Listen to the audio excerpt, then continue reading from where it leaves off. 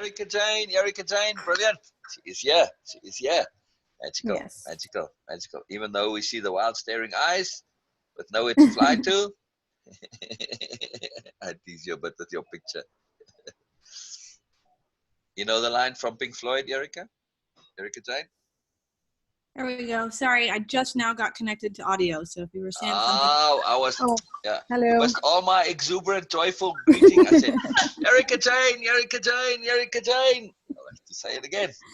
Brilliant. And I said, all we were seeing was the wild staring eyes with nowhere to fly to. Yes, I like it. You know, your profile picture. Yes. But I do suspect that's not actually true.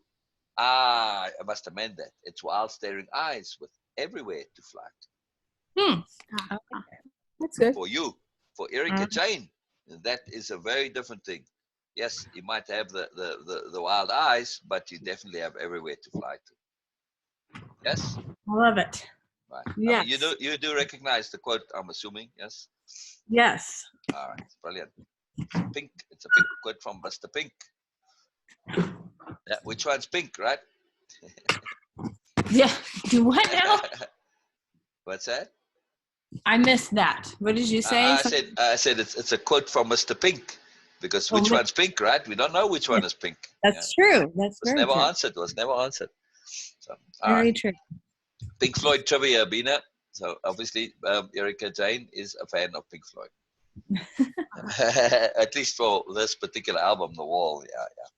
Uh-huh. It is one of the, if not, I do think for the longest time, Dark Side of the Moon was the longest album that was for the longest time on the top 100, and then it was surpassed by The Wall. So yeah, very, very, very influential musical. Yes, very big, very huge. All right, Erica-Jayne, where are we and what are we doing? Oh my goodness! Before we start that, let me ask you real quickly, since we're on this, and what we were doing when you came on. We are saying, I'll show you. Let me do screen share. But before I do screen share, let me just go back and start at the beginning here. And now go to Zoom. Screen share, share. Okay. So we are adding this as an on the end of module 8. We already added one that is the moment-to-moment doings of a spirit warrior, and you're going to participate in that later on when we get there. We're going to say what your moment-to-moment doings are, and I know add it to that. But okay, so these are very short modules. They're just one-liner modules, and this one is the way of impeccability is, and first slide is a toolbox for deliberate living.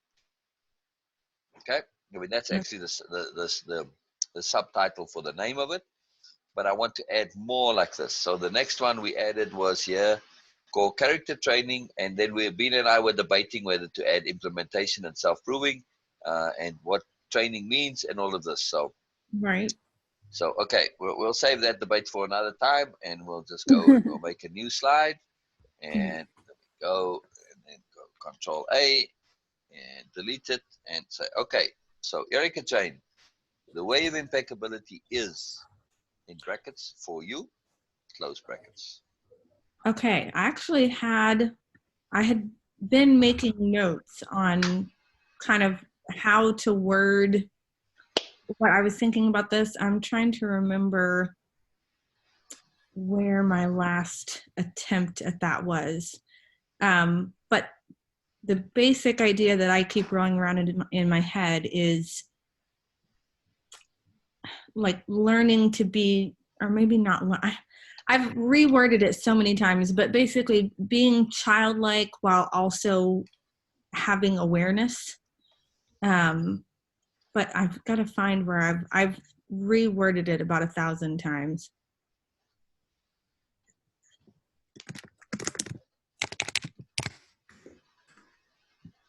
Wow, I like this. Okay, how does that work? There we go.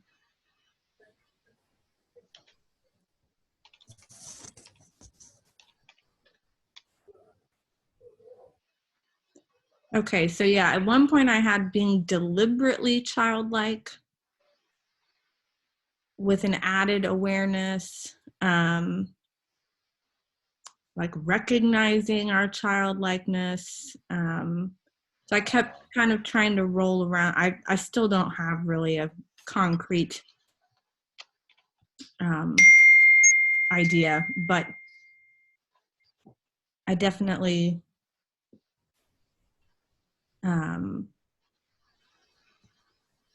I definitely see something about sort of deliberately being childlike with the added awareness of adulthood.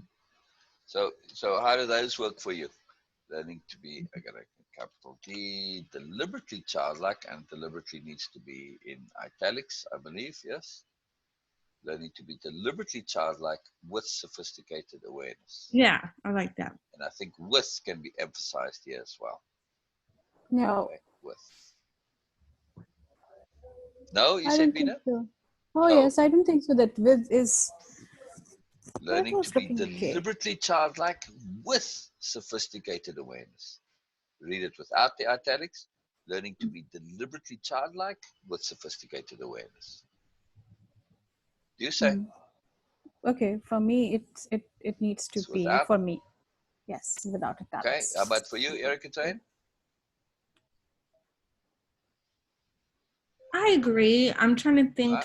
Love it. Okay, amended. Beautiful.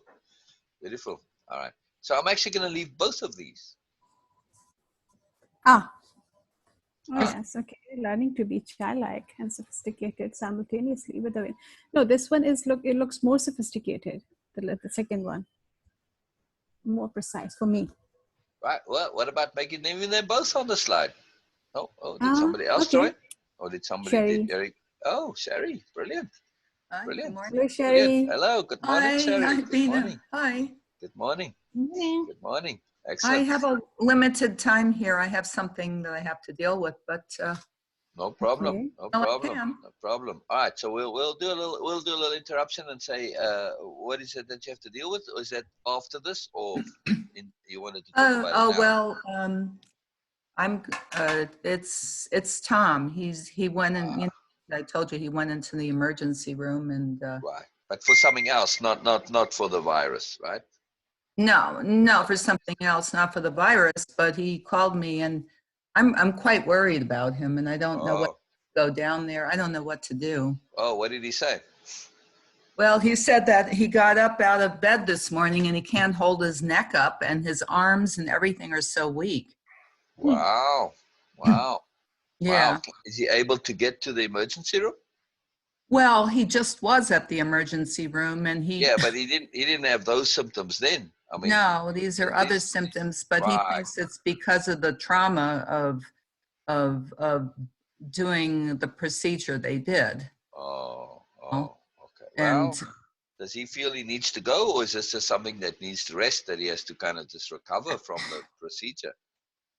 well, I don't know. I honestly don't know.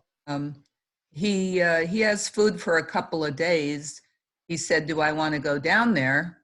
And if I go down there, I'd be bringing him food and moral support. And I've got different supplements, to boost the immune system and all that. I can bring him, but I don't know what's going on. So I feel helpless about it, and I'm trying not to go into fear, because I know fear. Fear is fear. This has been, the traumas he's been going through, putting me into tremendous fear. And I'm trying to, just say, okay, worst that could happen is I could lose him, and that's where I'm at. Yeah. But again, we can't think that, we can't think that. Well, yeah.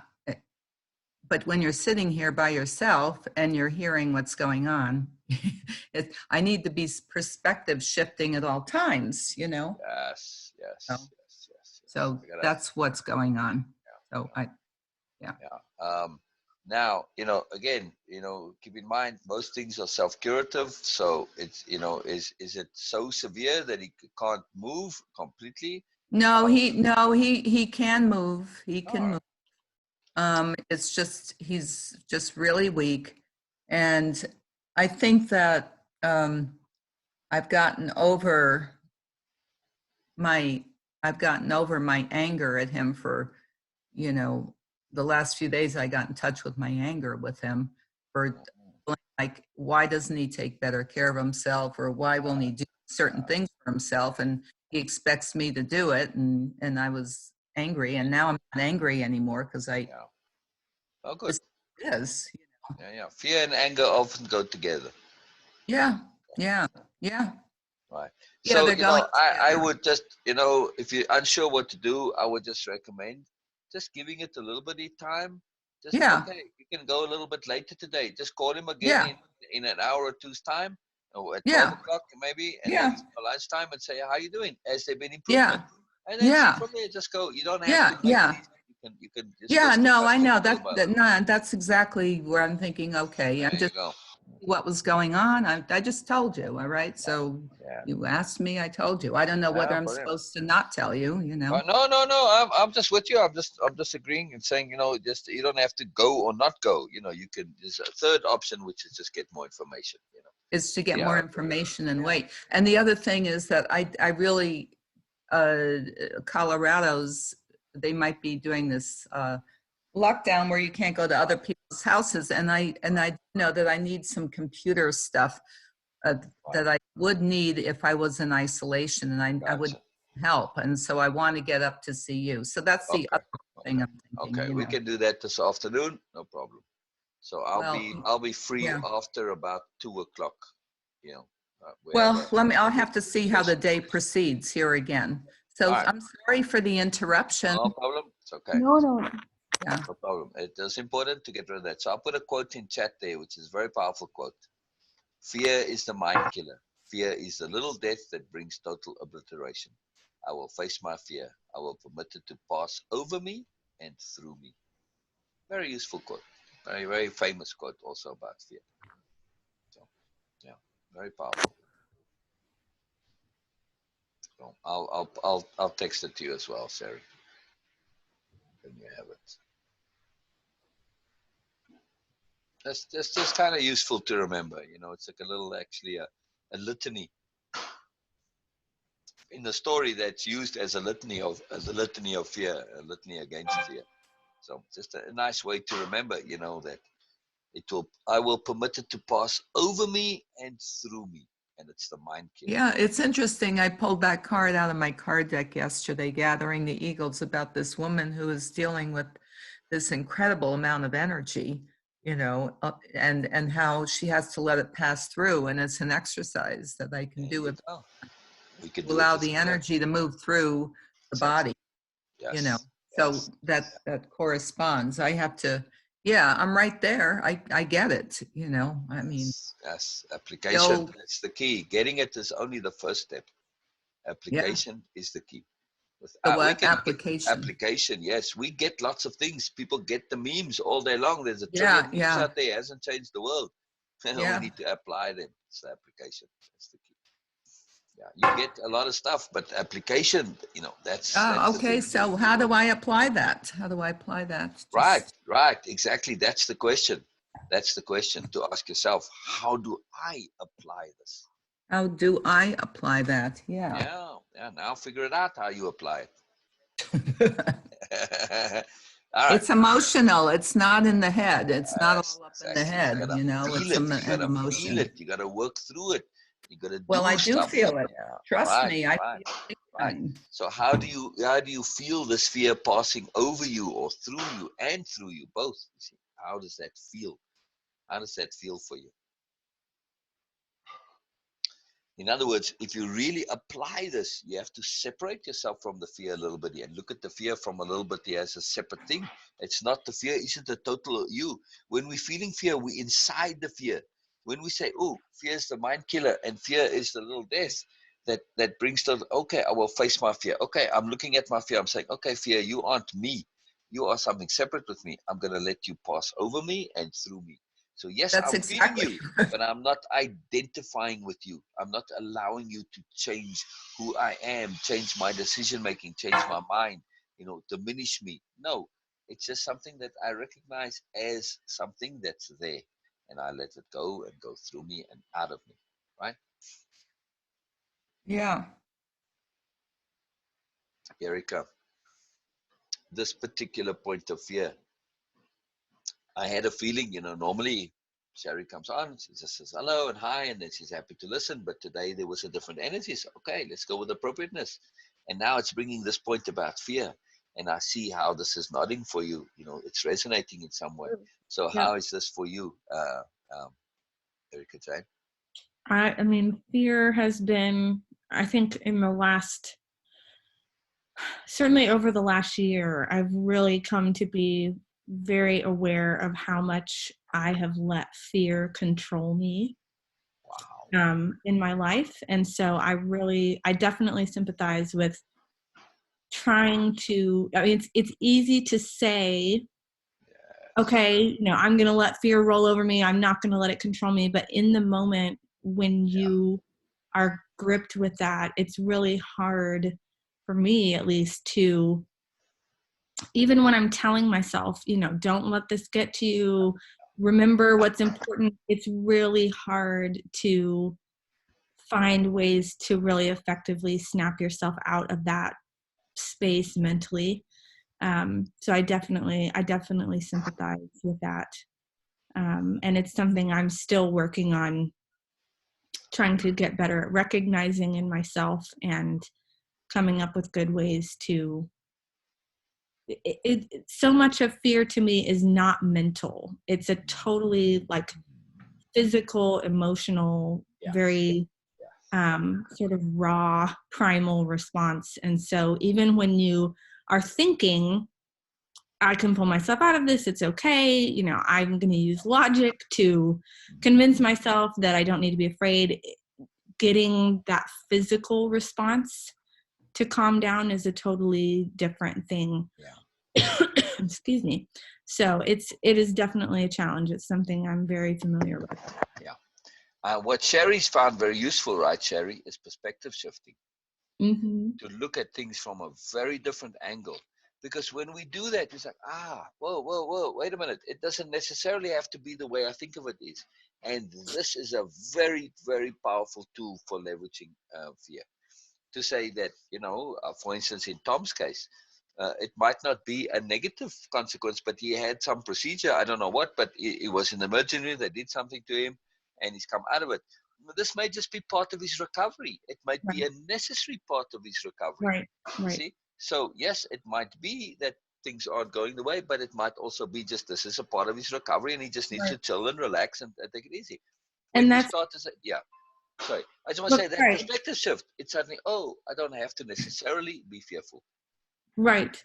And I think that's a big part of why the trust conversation has been so interesting to me, is that I think a lot of my fear is related to the fact that I really did not understand what real trust looked like. Yes. And trusting that this is happening, this is what needs to happen. This is happening for good. There's going to be good that's going to come out of this. That I did not understand how to trust. I could think that, and I could tell myself that, and I would kind of hope that that was the case. But until I really realized what trusting meant, that has taken on a whole different thing for me in terms of fear as well. That's beautiful. That's really huge. I was hoping you were going to connect it to trust, because yes, fear is so very, very intimately connected to trust. Yes, there are things that are going to potentially be, in the case of Tom, Tom Senior is in his 80s. That Shari said, she might potentially lose him. But we have to trust that if this is the time, this is the time. Right? I don't mean to be harsh, but this is a reality, and we have to make peace with that. Especially because if it is his time, if you coming and you interacting with him with fear, you don't want to be your last moments to be, and the loved one you are now in, they feeling fearful and scared. That's the very last thing that I would want if it was my last moments. No, I would want somebody with me with love and joy and celebrating. Okay, I'm going. It doesn't matter. But the last memory I would like to be is them happy and them being at peace with me going. Right? This would be just the ideal to me, right? Okay, everybody's happy. I'm not leaving somebody stressed and bothered. That would be a dreadful thing. So when we think of it in that sense, you almost now have a responsibility to not be fearful and to be joyful and happy. And yes, if you go visit him, it's good. If not, it's both good either way. But just be at peace with yourself, because in whatever choice you make, just make it impeccably and be at peace with it. And that's it. It is what it is, you know. So. Well, he's had these emergencies for a long time, you know, and I say that a lot of my stress issues have been around what he experiences, and the things he experiences so dramatic that it's like it's like it my body goes into trauma, you know. It's Right. been traumatized, you know, But you over the don't past. have to respond that way. Yeah, no, I know, I got it. I got it. I think I have to. Right. I hear. I just have to make peace, you know, that. Mm, Yeah, I get it. I mean, it's easier it's said what it than is. done. It's what it It is. is what it is. And my sister Debbie already told me. She already said, well, you know, uh, I, they're, they're doing really well out there in Colorado because they're able to hike, and they hike in little groups. And the part of me that said, wow, I'd love to go to Colorado to be with my sister, just so I can be out and hiking and, you know, and doing all that stuff, and just uh, being with a real person in the house, you know. Right. But, you know, any interaction right now, if you're coming and going in different groups, you know, even if it's a small group, unless it's precisely the same every time, you know, one Yeah. person connects only to one person outside of that. And, you know, now you're Yeah. starting potentially spreading things. So, you know. Well, if I go to see Tom, I guess I'd have to sit outside. But no, you know. can connect with him. You know, he's been in isolation long enough now to. Yeah. So, yeah. Yeah. Well, Unless he's he, been in the hospital. he is Well, he got out of infected, the which, hospital last Saturday, and that's a long enough time. But maybe it well, is. not necessarily. You know, this thing has an incubation time of 2 weeks. So. Yeah. Yeah. Yeah. So that's why I'm saying, to be safe, I would have to sit outside, you know. Yeah. And, you know. Yeah. So. Very interesting. Yeah. Well,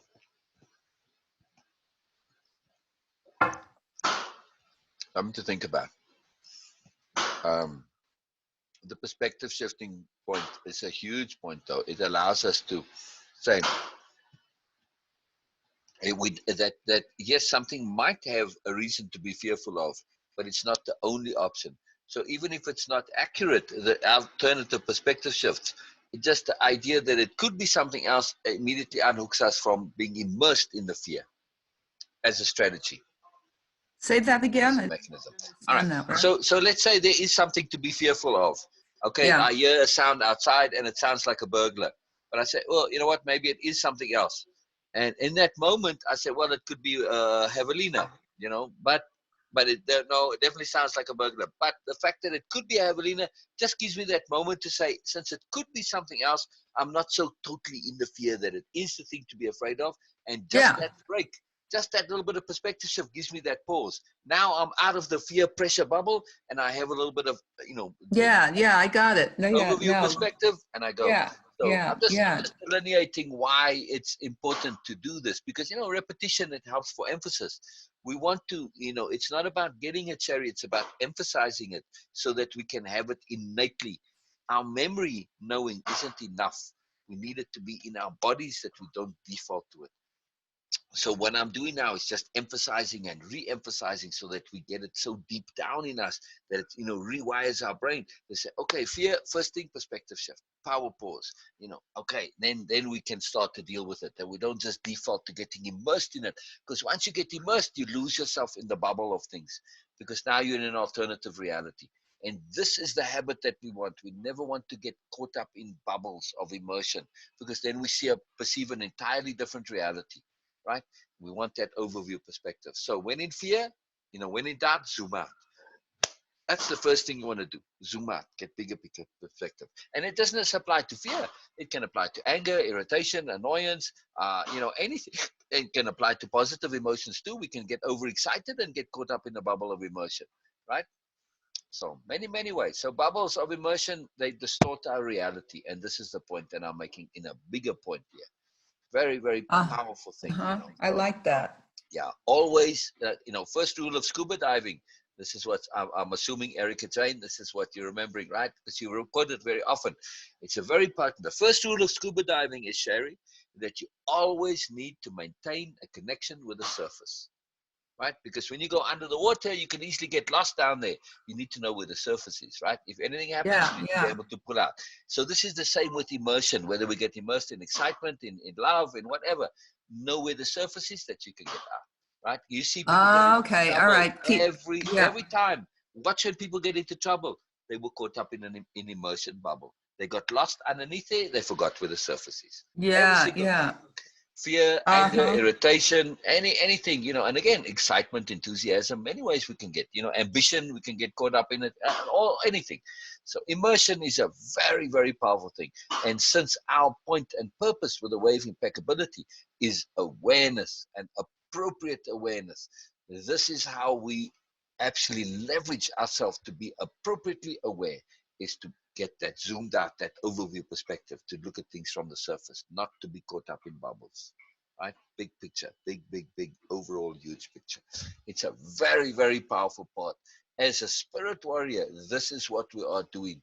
We are always operating from that overview perspective. Yes, we can deliberately immerse, like a scuba diving. When we go scuba diving, we are deliberately going under there and exploring, but we never forget where the surface is. Never, ever, ever. This is our first and foremost impeccability. We never forget where that surface is and have that connection that we can pull ourselves out. Always we can pull ourselves out at a moment's notice. Very, very, very important. Very huge. Thank you. Thank you very much. I'm sorry I interrupted. No problem, Shari. No problem. Also, to connect us back to trust, right? When we have that connection to the surface, that is a trust lifeline. It is a powerful leveraging mechanism for trust, because I know when I go back out, I can trust that overview perspective will make sense of things, and then I can get to my peace, resolution, impeccability, right? As soon as I come out, then suddenly start. Because in the overview perspective, the super overview, universal perspective, from that point of view, everything does make sense. Capital M, capital S makes sense, right? It does. There's a grand scheme, things make sense. So then we forget that when we get immersed, that things make sense. And this is when things go full and cockeyed and messed up and all wrong, right? When we forget that things do make sense in some way, right? Life, death, rebirth, everything. It's all a whole making sense of things. There's a grand logic to things. That grand logic is always connected to awareness. Everything makes sense in the context of awareness. So that's our trust lifeline, is that, hey, if I get immersed, if I get caught up in stuff, my connection to the surface, that's how I pull myself back out and I don't get lost. I have to trust that there's that making sense, yeah? And I have something to feel that when I'm in trust mode, it brings me a measure of peace, right? So that connection to the surface, that is what I can say, I can trust that I can pull myself out. Very big leverage point, yeah? Very big leverage. So power pause, again, it's a magical trust mechanism, because with the power pause, immediately we go into power pause, you're also zooming out, you're going back up to the surface real quickly. It's all contained, right? You're on mute, Erica, so I'm not hearing you. Whoops. Yes. That's all right. That's all right. You're just saying yes, but I like to hear you when you say that. Erica-Jayne, what is it that we want to do today in our session today? So my thought was, I know we didn't get to finish the Adamance and that's why I'm asking. Or did you want to finish that, or was there something else? Sorry. Oh no, yeah, that was. Oh, you want to finish that? Yeah. Okay.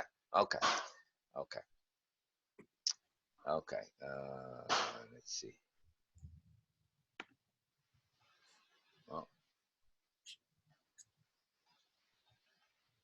I guess I have to open a new window here. Thought I had it open, but I guess I closed it again. All right, no worries. We'll pull it up real quick. Lovely, Erica. So any thoughts on the capital D diplomacy? and Adamance. We didn't quite get into Adamance just yet. We were still on the diplomacy Right. start point. Right. So any thoughts on that? Just while I put it up here. I've got to get back into that mindset. Gotcha. We got partway through and then got interrupted, and I'm trying to remember where we had even left off. Yeah. Okay. No worries. No worries. I had let's see. I had made some notes on that. Yeah. Let's see. Okay. Okay, so the key point was that we are looking here. We were engaging it was a conversation really, and the post Right. the conversation is about engaging with others, and more particularly we are looking to be diplomatic with them, especially maybe when they are in a space where they kind of losing themselves, when they go into an emotion bubble a little bit. And our key point that we started with to say, we connected to queuing. We said our key responsibility is to interact with others in such ways to activate their good sides, right? So we said about queuing and giving them benefit of the doubt, but also being cognizant of the complications and sophistication that goes with that, right? So that we don't allow ourselves to be taken advantage of and of this. So queuing. So we talked about queuing a little bit to start with, and it's a very powerful point. But let's just continue here when we get to Adamance. Adamance is extremely important. It is one of the key elements. Sorry, before I go on to Adamance, we also went on to, I guess it comes here, leading by walking backwards. So I guess we were a bit further than this point of Adamance. Okay. Yeah. Consideration, Adamance sharing. Where was leading by walking backwards? That's where we were at leading by. So, okay, we were here. So, we are really key on this point of true understanding is the center, the core, no matter what. And when that's accepted by all involved, we can have a beginning. So really the point here is that in any kind of interaction like ours or interpersonal interaction, when we say, hey, our first and foremost responsibility, our agenda, our intent, our focus, what we're about is understanding. Agree, disagree, right, wrong, throw those aside. When we have understanding accepted by both sides as the point and purpose of what we are doing, then that's when we can overcome usually discrepancies and disagreements, problems, because if both sides are intent on understanding, we can work through everything, right? When we get to that, right, Beena? I'm asking very particularly because there was a point of understanding that we had to persist with, Beena, and we did, and then we came to understanding, and it was resolved, and it was very magical. It was very beautiful. Yes, Beena? Yes. It was very beautiful. It was very beautiful. So understanding is a really magical thing. It's just that. So we have to persist to get to understanding. All right. So adamant sharing. We start from here. Most important to our efforts is an adamance on sharing and making sure that all are on the same side, insisting on only one side to our interactions, the side of understanding, truth, and sensibility, and of course, impeccability. Not supporting an us or them or right or wrong mindset and system is key. A refusal to partake in those worldviews reinforces the understanding paradigm and the openness to alternate views. This is core to diplomacy. To not only share alternative views, but to be adamant about creating the environment wherein different perspectives can be accessed and are seen to be valuable. So we have to be absolutely adamant about this understanding paradigm. Adamance, thus, on simply giving alternative views a chance is vital. Be a comma there. My editor says. This is a big deal. If we don't give alternative views a chance, and we have to be adamant about giving alternative views a chance, this is very important. All right. So I'm chastising myself internally, thinking of that conversation and say, you know what? I did not actually give alternative views a chance. I was so clearly understood how they were a misunderstanding.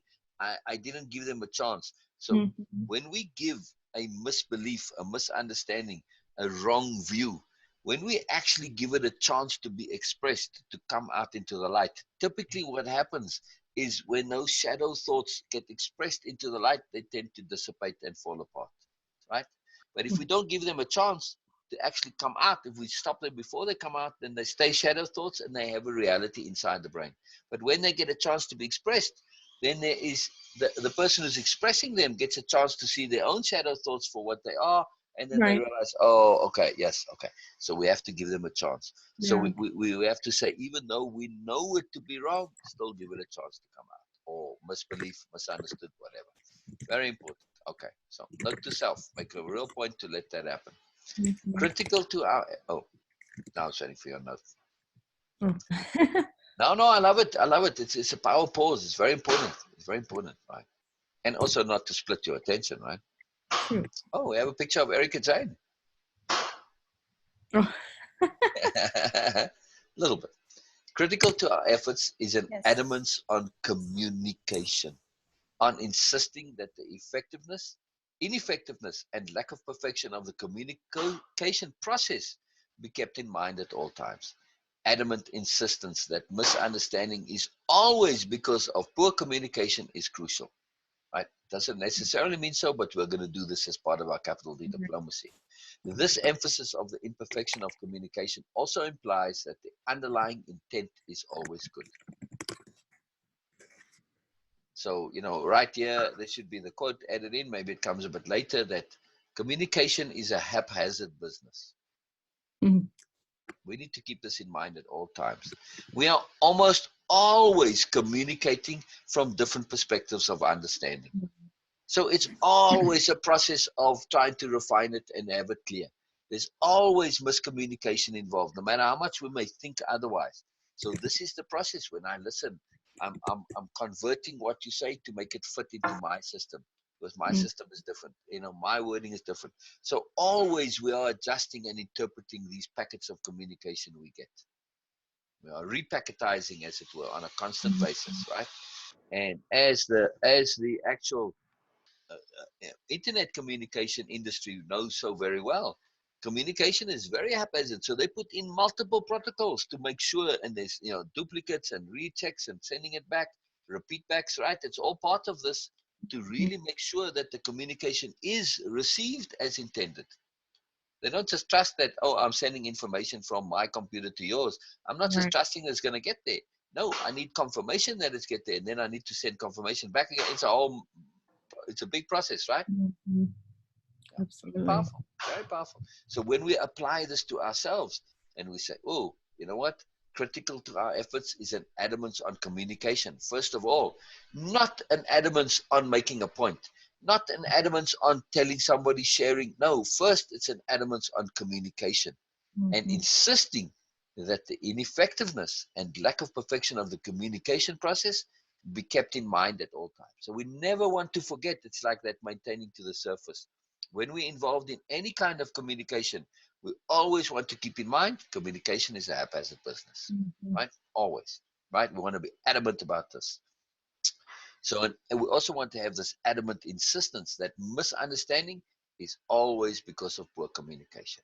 That Mhm. is super crucial, Right. because now I'm insisting when things go wrong, and let's assume that I am in an actual diplomatic engagement, right? If I insist that whenever things go off the walls, oh no, it was just because of poor communication. Now I'm giving people an out to say, okay, maybe sometimes there is bad intent. Sometimes it is because people have severe, profound misbeliefs. But Right. I'm just going to insist from my point of view, oh no, it's just poor communication, which means that the thing doesn't die. Because if we just bring those reasons into the foreground and make them clear, well, then where do we go from here? You stuck on your beliefs, you're believing something that just blows my mind. Okay, where do I go? But if I'm insisting it's a miscommunication, like you keep telling me that the virus is a hoax, I say no, it's a miscommunication, it's a Right. misunderstanding. you Right. know and I'm not actually, when I accept that you think it's a hoax, well, the next thing I have to accept that you're just crazy. you know where do I go from there? You see, but if I keep insisting it's a miscommunication, yeah, I'm making fun of the thing a little bit, because there were people who thought that. It's very obvious now how Right. ridiculous that was. But at the time, maybe, it wasn't so much. But if I could know it's a miscommunication, and then we can keep going until we can gradually, Mhm. maybe have to go in very incremental changes of the shift of perception. but it keeps the process ongoing at least. So very powerful. All Mm. right. So, and also when we insist that this through the insistence that it's a communication issue, we are insisting that the underlying intent is good, right? Mhm. And Right. once you acknowledge and that once that if there is an intent that is not so good, for instance, the intent to self-importance, to self-justify, in like we said in this case, people they don't want to deny cockeyedness out in the world in their politicians because that would be denying themselves because they see themselves in the politician.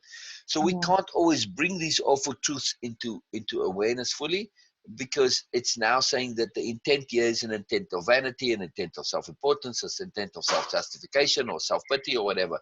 No, we are just insisting that the problem is always miscommunication. That way we keep good intent in play.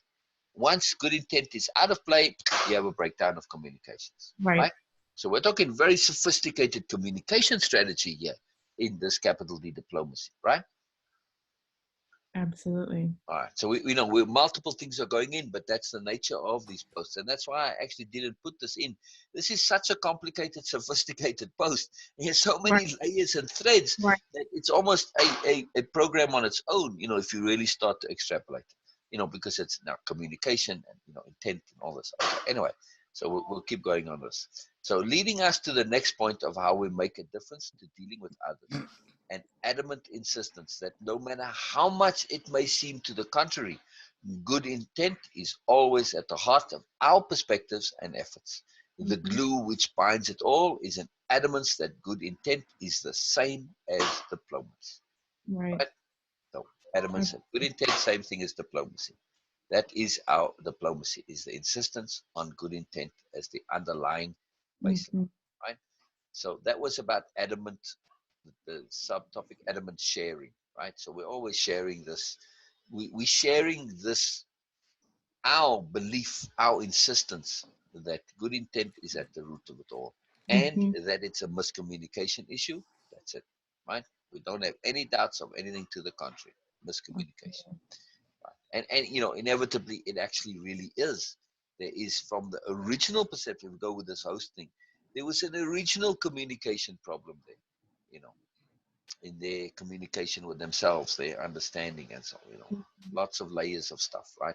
The original perception of somebody as themselves is already a communication. It's a perception, which is communication, same thing, right?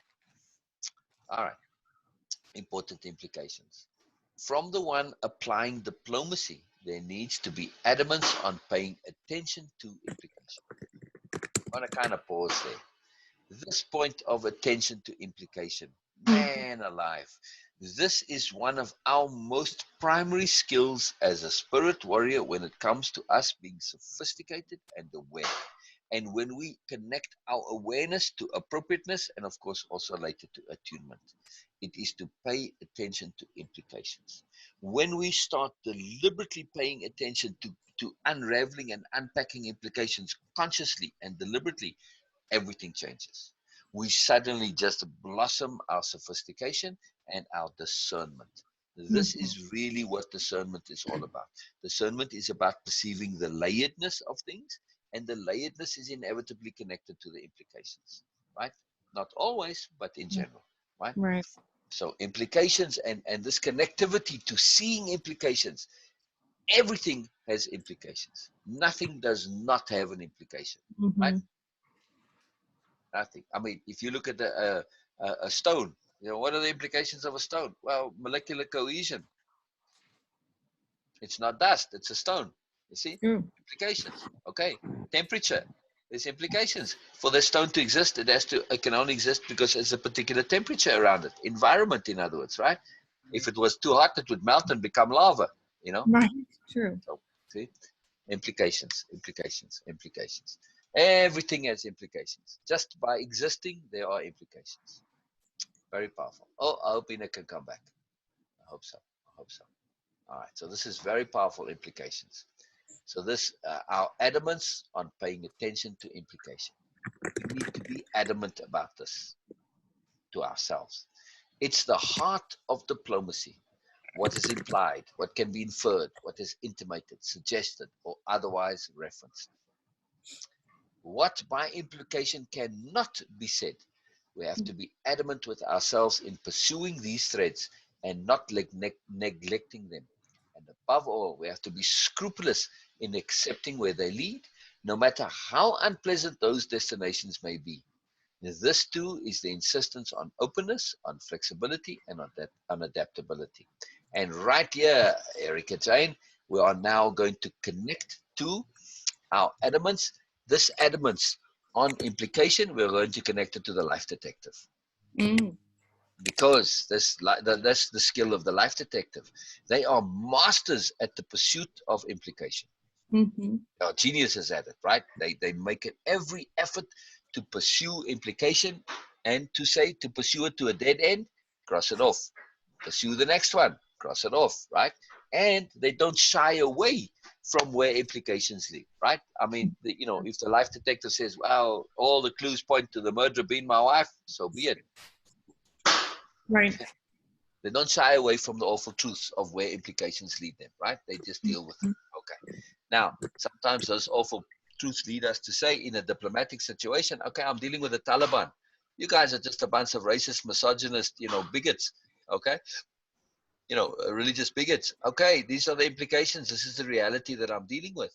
But I cannot now then, I bring my sophisticated cueing and my insistence on goodness to say, even though the implications of what you are saying lead to that, it doesn't mean that you have to stay that. Doesn't mean I have to emphasize that. Doesn't mean I have to bring it into the forefront. I can, find ways to work around that and say, yes, that's there. It's something I need to deal with, but I'm going to de-emphasize it. I'm going to cue differently, etc., right? When you are being diplomatic in our real life, sometimes we get people who aren't too far away from a Taliban mindset, right? Right. Sometimes. So this is an excellent example of capital D diplomacy application. We can deal with it. Sometimes takes a long time. And, people come, oh, there's an awareness things. And we'll get a little bit into this maybe, I'll just go sidetrack a little bit to go sideways. Sometimes, especially when we are dealing with intense bigotry within a system, you can't actually change that system from outside, or you can, but it's not very effective. See, I move the screen at the bottom because otherwise you're blocked by the camera. Now you're just to the side of it so I can see it. That's why I keep sliding my Zoom window, just in case Mrs. A was wondering. But when we're dealing with that kind of a mindset, to say that, for instance, when people are quoting the Bible all the time, according to the Bible, according to the Quran, and say, you know what, have you? And they're always using this as a justification. So now you have to basically find things in the Bible to make your point, and you can do that. You can get within the system. So you can't say, well, the Bible's all nonsense, forget about it, or the Quran, or whatever the thing is, But you can also say, for instance, where they fundamentally they kind of believe everything that's in a scripture. You can say, oh, you know what? It's an interesting thought. Just maybe God or Allah or Krishna or Buddha or whoever, maybe they intended the scriptures to be problematic, to be questionable, to be doubtful, to maybe be incorrect. Why? Because they want to force you to choose for yourself. Oh, what do you mean? Well, it's a test. Oh, you're being tested to see if you can take this thing, kill all infidels. And obviously it's kind of nonsense. You can't do that. You've got to coexist with them because it says in other parts of the Quran, just for argument's sake. I don't mean to pick on that line, but it's a very famous one. Sorry, Beena. But so now we're saying, the point I'm trying to make is, I don't want to get too lost in my analogy here. The point I'm trying to make is that when it comes to capital diplomacy and implications, when we see people are in a bubble and we realize they're in a bubble, sometimes you got to go and then work from inside the bubble, not outside. When you can find pressure according to their own logic, right? And especially when you're dealing with crazy people, if you can figure out the logic of the crazy person and then work with that logic, even though it's irrational outside the bubble, if you can find a logic inside the bubble that changes things, and there almost always is, this is incredibly powerful for change and for diplomacy, right? Because we are seeing things from a bigger perspective. This is and so we are forced to now say we cannot leave it as it is because we know it's a bubble, but they don't. So the only way to do that is You can't. They're not aware of the outside of the bubble perspective. They are aware of inside, so we have to change things from the inside. Right. Interesting. Very, very, very, very powerful mechanism. Yeah. Very, very powerful. At some point in the program, it was, you know, as a spirit warrior, we learned to go inside the psychology of another from their perspective, Right. to see it from their side. And this is the same point. We need to understand. We want to be actually those masters of immersion, so that we can deliberately go inside a bubble and work for. Of course, we never lose our connection to the surface, but we're inside that bubble and we see the logic inside, and then work from it from in that, and then come out again. Right. Very powerful. Very powerful. All right. So we're talking about implications, right? So this is all about following implications, to have an adamant insistence on pursuing implications, paying attention to implications, seeing where they go, right? So we have an insistence on openness, flexibility, and adaptability. That's just part of being a spirit warrior. Imperative to our efforts is making every effort to be focused on application. Without application of our resolves and intents, it's all meaningless, right? So this is the other key point. Sometimes when you're dealing with a crazy person, and I'm just using a crazy person because they require intense capital D diplomacy, right? When people and we deal with crazy people in our lives all of the time, right? So we are talking about mentally, you know, people in an institution. No, there are many crazy people in our day-to-day living, right? This is very often people caught in the immersion bubble. They're just crazy, right? We've been crazy lots of time. Yes, we're crazy right now, probably, right? It's true. In some way, we probably are. We're going to look back and say, oh my God, we were so crazy back in those days. Okay. I mean, I can do this regularly, right? I mean, I'm assuming that you could do this on a fairly recent basis, Erica, right? Probably true. Yeah. Right. You know, you say, man, what was I thinking back then? Okay. Yeah. Like you were saying about being caught up in fear. Isn't that a Right. craziness, really? Absolutely. Right. Okay. So when we're dealing with craziness, and then we make every focus to, when we focus on application, we can say, okay, all right, let's take this fear of yours and let's actually apply it. Let's realistically think this through and say, okay, if what you are believing is true, because let's assume your fear is a crazy fear, not a realistic fear, right? If your fear is true, what do? Well, okay, if my fear is true, then I've got to call the police if it's a burglar outside. Well, why aren't you calling the police? Right. True. This is true. I don't know. Well, because you know, I just jumped in the conclusion. Oh, let me look out the window. Oh, it's actually Evelina. Your first reaction was gross fear, and okay, so you know already this. You know, if you really thought on a show, the first thing you would have done was be on the phone, right? True. So you know, sometimes when we take that application of it and we take it to a realistic scenario, we say, okay, well, now then it collapses, right? There's many things that people fear what will happen, and you say, okay, let's be realistic about this. Let's take it through to application, and then suddenly it implodes. It's incredible when you come to worrying and fear. It's amazing how that works. When you just take it to that end and say, okay, let's treat this as real, as realistic. What would happen if what you say is so? And when we do this with ourselves, then we say, you know what? If that happens, so what? It's not the end of the world. It is what it is. Taking the case with Shari and Tom.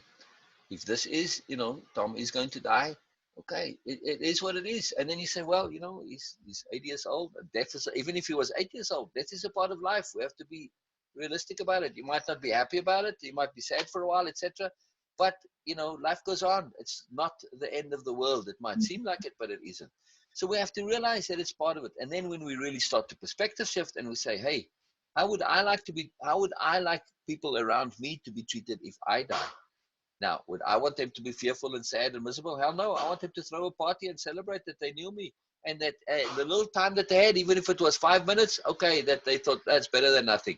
Great. That would be ideal if people would have that celebration with knowing me. I don't know, that would be fantastic. So I would apply this to somebody else as well.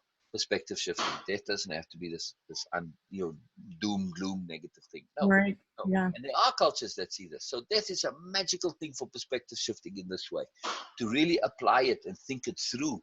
Your sadness, your thing. Now, furthermore, if somebody, let's say there is some sort of a connectivity, right? And I'm moving and I'm in my spirit form and I'm looking back and I'm seeing everybody all sad and miserable. It's like, man, I can't leave with this. You know, I'm still being held by this connectivity, right? It's not a freedom. I'm not setting you on my way. I'm holding you back because I want you back. I'm sad that you left. So energetically, I might actually be anchoring those people, and that's what may happen to spirits. They have unresolved stuff. You see what I mean? Right. For argument's sake, or ghosts, you know. So when we think of it that way, say, oh my gosh, I'll be doing them a disservice. No, I'm gonna send you on your way. Bon voyage, have fun, bye bye. Okay, that's it. You know, I'm gonna keep you in my heart. I'll remember you, but wherever you go, okay, just in case. I want to cover all my bets. So I'm making a big point about this because it came up, you know. But when we really look at this from an application point of view and we perspective shift, many of our fears and sadnesses, they just go away. You know?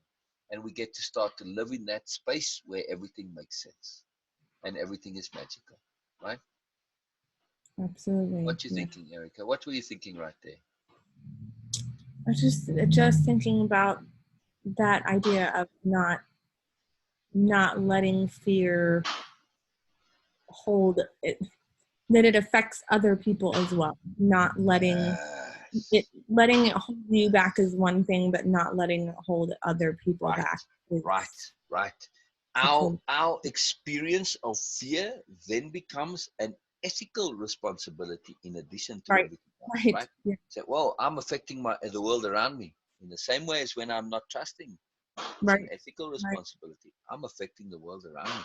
I'm cueing distrust, and then I'm going to get distrust. But never mind the consequences on me. I'm putting this out into others. Virus contamination. Mm-hmm. Fear is a ridiculously horrible virus, as is doubt, as is anger, as is annoyance, as is negativity, all of the stuff, right? We are being acutely made aware of this potent point that we have an ethical responsibility to be right. Yeah. Right? Is that an energy drink? No, just water. Oh, it's just your mug. All right. So magical, so magical. Oh, I am screen sharing. Why do I need to do another screen share here, computer? No, that's interesting. All right. Before I go on to the next point, Beena, anything to add?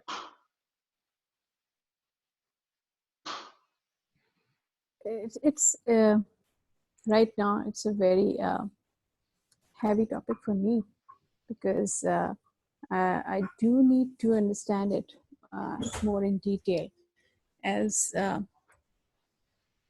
leaving someone and someone leaving us.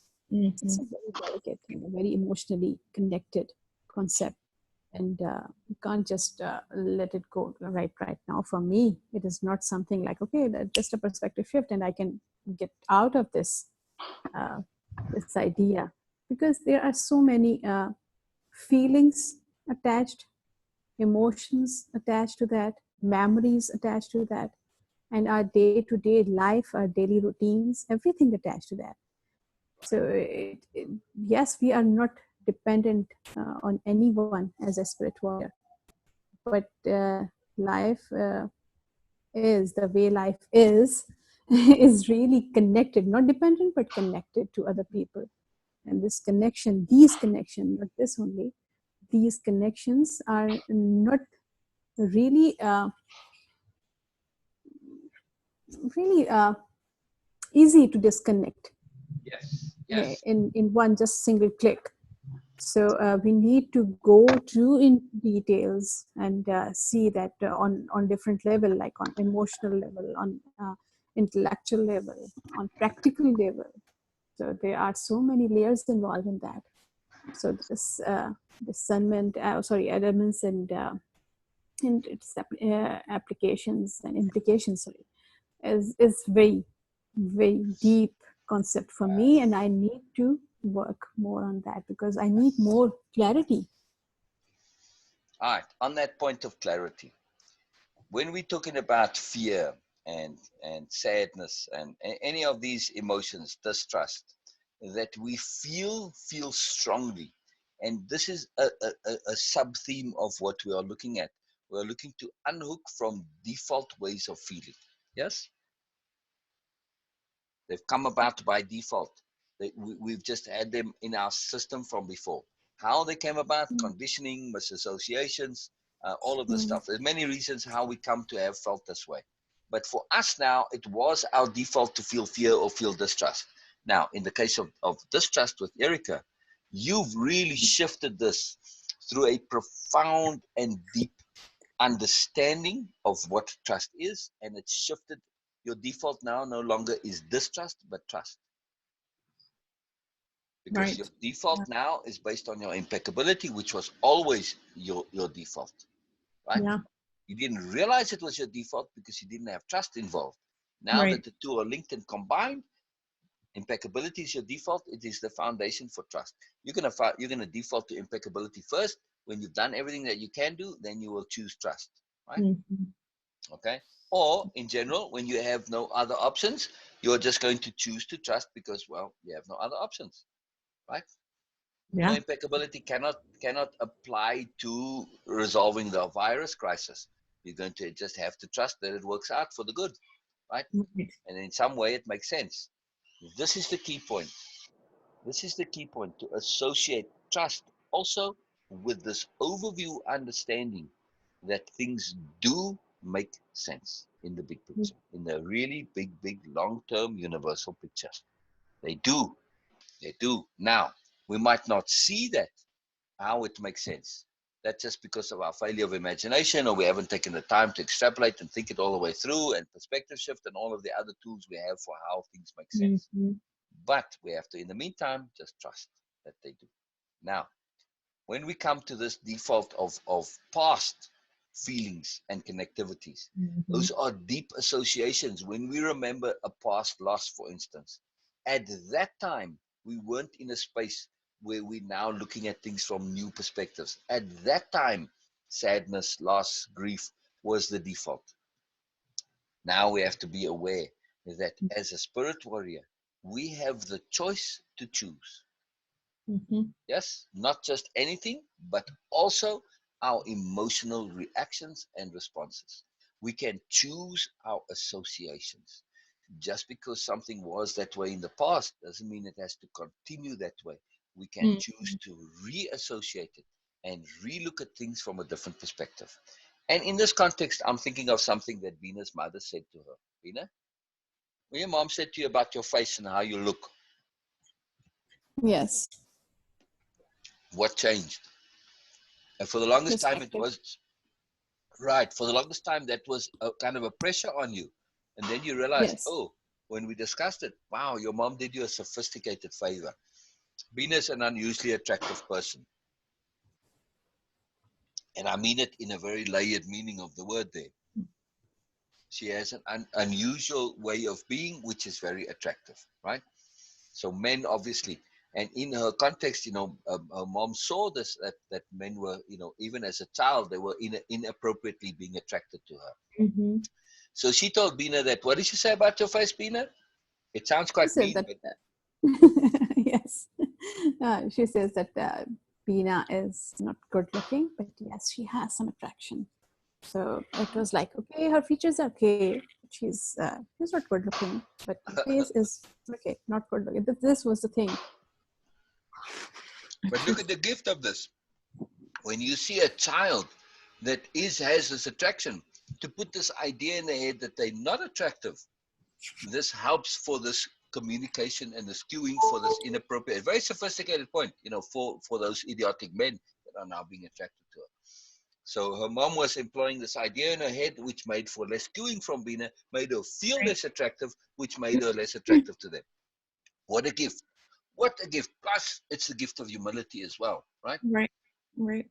She maybe could have seen that Beena is getting this attention and it's making her a little bit, egotistical about it, and this is aggravating the whole thing. So, so what a gift. What a gift. But the way you felt about it then is very much different to how you feel about what your mom said now, right, Beena? Yes, absolutely. All right. So I'm using this as an example of how we can profoundly change how we feel about something simply through understanding and perspective shifting, right? And we have to be adamant on this point that we can choose to feel differently about things in the past and in the present and in the future. We can choose how we feel, in other words. There isn't one particular way to feel about things. It's a choice. This is an important thing. Yes, I think that I need to make it more obvious what I was saying. I was not saying that this is not right, or this is not something not going to work for anyone or me. Yeah. I was just saying that because this special the what we were discussing, like, okay, someone is leaving, like Tom and Shari's case right now. Right. So Shari might fear that he's going to leave and he might die. So that fear, that special scenario, that's this special specific situation when someone is about to die, someone close to us, and someone close to a dear friend or some family member, and we are aware of it. At that moment, this adamance and these perspective needs more layered, obvious perspectives to share with, because it is this idea is connected physically to us. These feelings are connected. These emotions are connected. That's why I was just saying that it is needed to be more obvious and more elucidation on that. So make it obvious that yes, now we are dealing with emotions, now we are dealing with feelings, now we are dealing with ideas and association. So one by one, and when you get all the resolutions for that, then you can be more aware. This is what you did for me about this idea of looking, and I was really upset with my mother for that why she was doing this to me. I had actually no idea and standing up there. And it was almost my whole life. Huge. But it was not a thing that clicked in just a single conversation for me. Correct.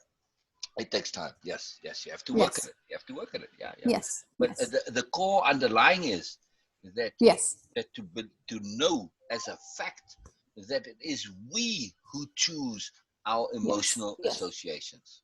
Yes. When we embrace that fact and that we have actual choice about how we feel about things, they're not a default. We don't have to feel about things the way we've been taught. Oh, you should. When somebody dies, you must be sad. No, that's not necessarily so.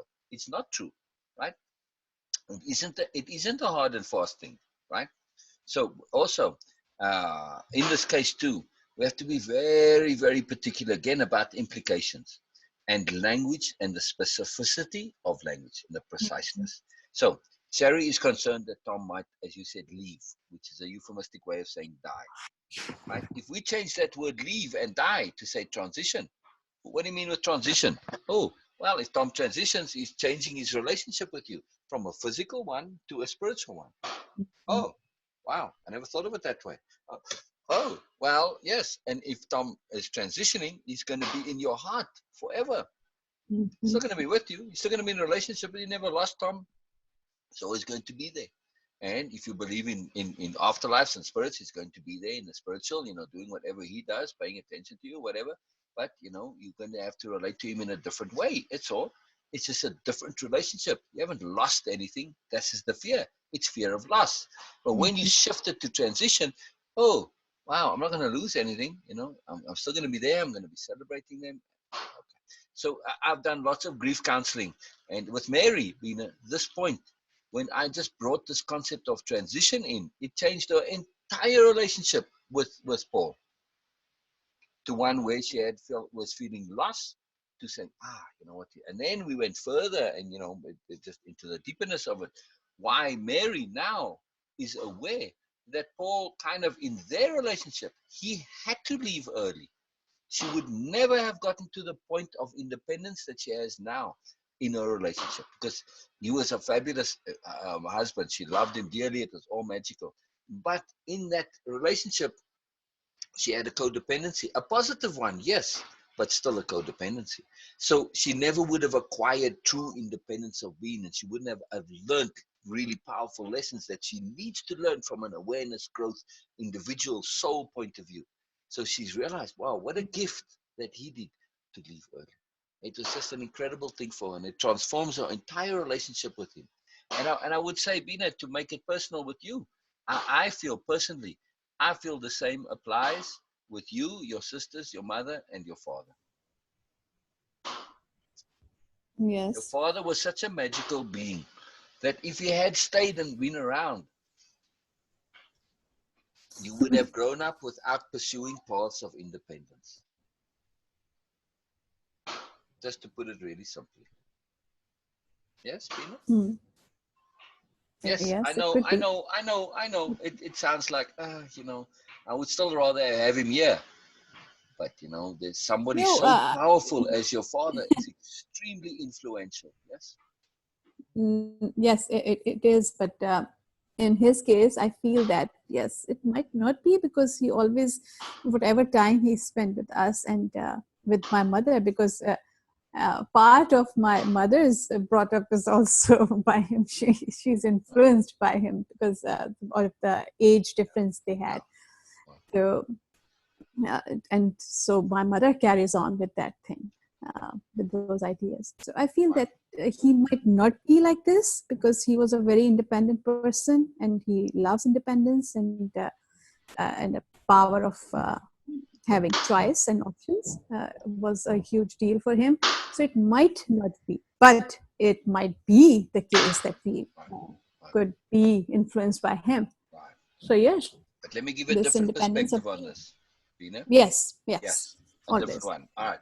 So there's an angel that assigns souls to lives, right? I'm just going to call him Ibrahil. Ibrahil. All angel names end in EL, by the way. That's what makes it angel, the name, technically. Anyway, so Ibrahil. Just for argument's sake.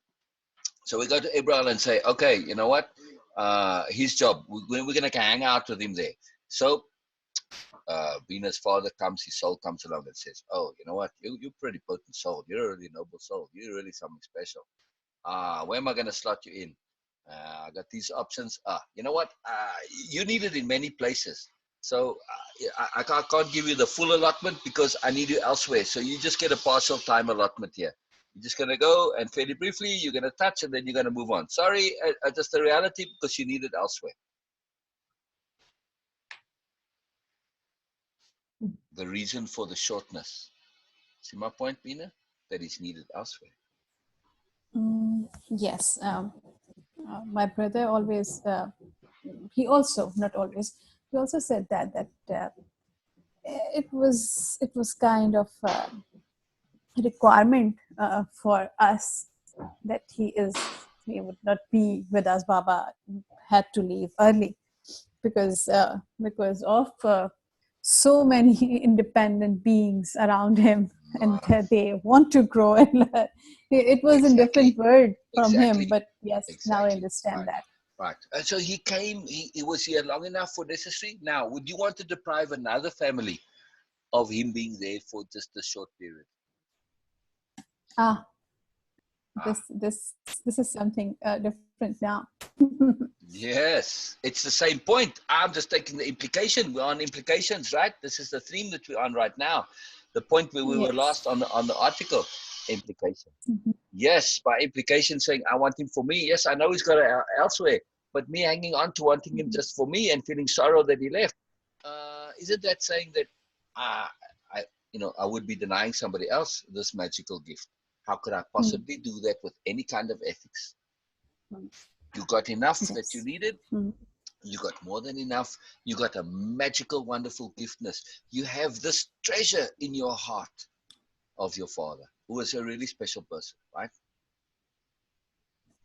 And you have this path of independence. You have all sorts of magical gifts, yes? Yes, absolutely. Sorry, I will forget again. So I need to mention this about the memory. We were discussing, Erica-Jayne, before. That how our memory works, and we assume that we forget things. This was something really interesting about memory, because I did block some of my memory portions in my mind. I don't know how, but I did that. And as memories are scattered, so I do remember a lot of details, but there are few things in my life which are actually not really painful. Some people say that, oh, you only deliberately forget things which are painful. No, that was not the case with me, but I did forget a lot of things, and that's why when I share my memories, there's a jump, a lot of jumps in that. And Yeah. people say, okay, it's a kind of a made up stories. They are not made up stories, but yes, the jumps are obvious because of what my mind did Right. at that time. Right. And it is not about directly connected to me events I'm forgetting deliberately, but it is about, maybe now I can say it might be the awareness of the underlying intents of other people and situations, what was happening at that time, we were not feeling comfortable with or agree with. So Yeah. our mind deliberately did that. So I can have a whole long detail about that and discussion. We will do sometimes, because I really want to share all the Yeah. details with you, because Yeah. this is the same thing I am also going through. So it just Okay. it was just a distraction, but yes. Okay. So we'll make a note on this to Yes. go over the post about memorable events and significant experiences. I have a whole post on it that's all about this topic, and again, it's one of the things I contemplated putting in the program or not. But okay, you'll see. You guys can let me know whether or not you feel it needs to be added in the bonus section or anywhere. So it's a Okay. very, very powerful. It's exactly what you're talking about here, and it's about leveraging our memories and getting to them. It's very, very powerful, right? It's about the me of then and the me of now. So that Yes. poem also. Did you ever read that poem? Did we read it, Erica? I No, don't think probably so. not. Because you're not really haunted by your past in a way, right? You don't have to make peace with the past you. There are parts of it that I am, but that's part of what I'm working on with Kathy. Okay. Okay. is Okay. kind of involving that. I mean, not in the way that you were with when Cher read a story, or no, you missed that, right? I missed it, but I'm familiar with parts of Okay, it. Certainly nothing like her No, experience. no, that would be quite surprising, but still, But yeah, it doesn't matter. There's not a better or worse to things. We deal with our own demons, and for us in our world, like when you look at children, what is a real big deal world-ending problem for them is really ridiculous to us, but we can't treat it as ridiculous. We have to treat it Exactly. in its context, right? So it's all relative, right? So okay, so then we'll add in that. Will you make a note, please? Memorable events and significant experiences, and the me of then and the me of now. Just add me of then and me of now. It's a poem, but it's a very powerful poem for communicating about making peace with our past. Right, Beena? Yes. Okay. So just to add here a point to add, that for me, sometimes children are so sensitive, Yes. and also they're intelligent. Their intuition Yes. tells them that if a person is lying in front of you, Yes. and without having any knowledge about that, what is the circumstances and situation behind that, but you can feel that this person who you admire, or even just not admire, just being an adult, you respect them, and they are lying, and you do feel that this awful truth makes us scared, and we don't want to get on with reality. Right. So we do block these type of memories and awareness also. Sometimes it is more than just blocking memory. It is blocking our own awareness of things. Absolutely, exactly. There's always a reason for it. Yeah. So this is the why that me of now, me of then, memorable events, significant experiences. It is precisely for this that we can go back there and deal with it with the me of now, to deal with the things that the me of then didn't have the tools to deal with. So it's not Very powerful. necessarily a trauma No, we go it through can to get. exactly. No, Oh yeah. it's just very. It was really funny that when I was sharing my painful things with Donna and Sil, and they were so generous, and they were so kind, and they were discussing all these things. But when I did hear a lot of stories other than mine, I was really feel embarrassed, and I was feeling like, oh my God, because for me, trauma word actually I had no idea about what Right. people are going through. Right. So it was very, very simple things for me, and I was like, oh my God, my childhood, I had this, and I was feeling really embarrassed that, what you were actually thinking, what you were assuming. It was Right. just nothing, just a misconception, misunderstanding. That's it. Yeah. That's awareness. Awareness can be painful sometimes, but we need. But the consequences of that was exactly the same. Yes, exactly. That's been one of the biggest things that I've been working on with Kathy. Has been going back, and she is always telling me, you know, things that happen when you're really young. You up until the age of like 3, I think, in your mind, everything is about you. Yes. And so things that could have nothing to do with you, if you were aware of them, get imprinted into your brain as this had something to do with me, cause and effect. And that, you know, a lot of the healing process is going back and recognizing, bringing awareness to those misconceptions that you may not even realize are still there. And reapplying, basically looking at it as she always says, the wise adult. But you know, now that you are not in that bubble anymore, thinking everything is about you, understanding that there was a misconception, and then working on changing that, which I think is so interesting. But I have had a really similar experience, Beena. You know, I did not experience as a child physical abuse or, you know, anything of that sort.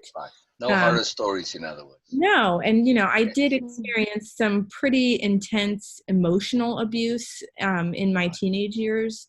But as a young child, for the most part, you know, that was not happening. And so it has been really interesting seeing how things that, to, you know, comparatively speaking to other people, you think, oh, you know, well, this was nothing. But in your mind as a child, it doesn't really matter. The experience really doesn't matter. What matters is how you perceived it. And it's, really interesting. And The interestingly, end result is the same, Right. Yes, and interestingly, all the feelings and emotions and ideas in childhood are physical. Yes. Because we feel that. We Absolutely. have them physically. Like we share fears of our friends physically, because my friend was scared and I was feeling scared because of her. I had no idea what she is going through, but I feel that, and I was like, okay, I felt sick, I had fever. Right. So it happens sometimes, and even just even without verbal communication, we communicate with, and got some ideas and feelings and and emotions from other people. And same with awareness. Sometimes we do understand the things, we don't even have any real understanding of what is going on, but we feel, oh, something is wrong. This person is saying something else, and he or she wants to put anything on other people, or trying to harm them. And you can perceive that energy directly. And these are the traumas we assume that, okay, that these are the things I have been suffering. But for others, these are not suffering at all. Okay, you can't prove that, you can't explain that, but I can relate with that, because this is what happened to me. And I was feeling really embarrassed when I heard other people's story. Please don't. God, people Please don't. living, It's relative. It makes no difference. Besides which, I feel probably some people have thicker skins than others, and they needed those horrors to make this point that you're talking about in the bigger abstract point. Furthermore, keep something in mind that's very, very, very important, and that I think you are disregarding, or not disregarding, but not necessarily aware of or taking into cognizance. And this is that both you, Beena, and you, Erica, you were very aware as children. Yes. You might have taken it for granted that your awareness is just, oh, it just is what it is. But in retrospect, when you look back, you were not ordinary awareness of children. Most children, they kind of live in a bubble of oblivion, and all those things that affected you, they didn't notice them. And that's why that trauma stuff has to come through that bubble of unawareness to penetrate, right? So they needed bigger pressures on them. You didn't need that. You could have it in very simple things, which in retrospect seem very trivial, but they're not. The impact was the same because of the sensitivity of your awareness. Yes? You were very, very aware as children, and you do need to take this into absolute cognizance when looking back at your past. We're not ordinary children. So simple as that, right? Absolutely. Right? Yes. So yes, yes. You have to just make peace with that. It's not a better or worse thing. It just is what it is. You know, some could say it's not a blessing because you become hypersensitive to things by being aware. You notice more. You got more to deal with. You know, if you are choosing your awareness as a starting character in a game, you know, you could say, am I going to choose, plus 10 here or I put it on low? Why? Because, well, you know, this is problematic. You know, you could be too sensitive as a child and you pick up all sorts of stuff and connections, and you could end up, being in therapy for the rest of your life because you were too sensitive as a child. So you see, this thing of awareness is not a better or worse. It's a very tricky choice to make, to say how much we're going to set our character's level of awareness. It's a complicated choice. But just know, for whatever reason, you guys chose high awareness as kids. Right. And one of the consequence of and a result or outcome of this type of awareness is I learned to make myself emotionally numb for myself. My fingers connecting because you Is on the my problem. screen, you guys are on either side of me. Now I'm connecting Beena. I'm connecting to Erica-Jayne. Oh, emotionally numb. Does that resonate and ring a bell somewhere, Erica? Does that have a connectivity? It does. Yeah. Absolutely. So, Erica, so Erica-Jayne. this was this was the thing. This is the thing. Still, sometimes I had to deal because now I'm not emotionally numb for others, but now I'm emotionally numb for myself. Still, I am. I feel that. Really, Beena? You still feel that? Really? Yes, I still feel that yes, I am emotionally numb for myself. A lot or less than or the same? Of course, still a a bit left? lot lesser than. Okay. Yes. Because when you say I am emotionally numb, that's kind of an absolute thing. No. Less emotionally numb, but still No, a no, little no. bit left. Okay. Yes. I'm just clarifying. A little bit left, a lot lesser than before. All right. Yes. All right. But there's still a bit of it left over. I got you. Okay. Sometimes a bit of emotional numbness is a good quality. We want to be emotionally numb to some things. Because we can get For overwhelmed. ourselves, I feel that it is not required. For our own selves, it does not require that. Personally, internally. All right. Yes. Yeah. Very interesting. For me. And I resolved a lot of things with way of impeccability in myself. So this is also one of the things which I never discuss with anyone. But I do understand that yes, this was the thing for me. Still, I feel that yes, there are some glitches are still there, but we are working. Make me curious now. Okay, note to self. Next chapter, Beena. What are those things? I want to know. All right. Okay. So there is a really profound therapeutic effect and consequence of the application of the way of impeccability. That I feel in what we were earlier with the one-liners, the way of impeccability is a profound, indirect therapeutic consequence. Oh, yes. Let me write it down. Please say it again. There's a better way to express it, but for now, a profound, indirect therapeutic consequence. Would you agree, Erica? Yes, you can name it anything, but right now to understand, to remember this. But specifically that word therapeutic, there's a therapeutic consequence to the application of indirect therapeutic consequence. Well, sometimes it's direct, but it's indirect, right? When we shift and we have awareness and appropriateness and impeccability, then we get to and dealing with the awful truth, and that's our impeccability. That is the essence of therapy. You need those key fundamentals to be in place in order to really do therapy appropriately, right? And we need appropriate perspective shifting. This applies to any activity, not just therapy. This is the magic of the way of impeccability. It is a toolbox that enables us to do anything in any situation, to be effective, efficient in any situation. It is an abstract toolbox to enable us, to empower us in any circumstance. Therapy is just one of them. I'm just mentioning therapy specifically because there is this indirect therapeutic consequence. Because when we get to this level of self-honesty and this level of integrity and impeccability, Well, typically the things that are blocking us in the therapeutic point are stuff that we didn't want to face with and deal with impeccably.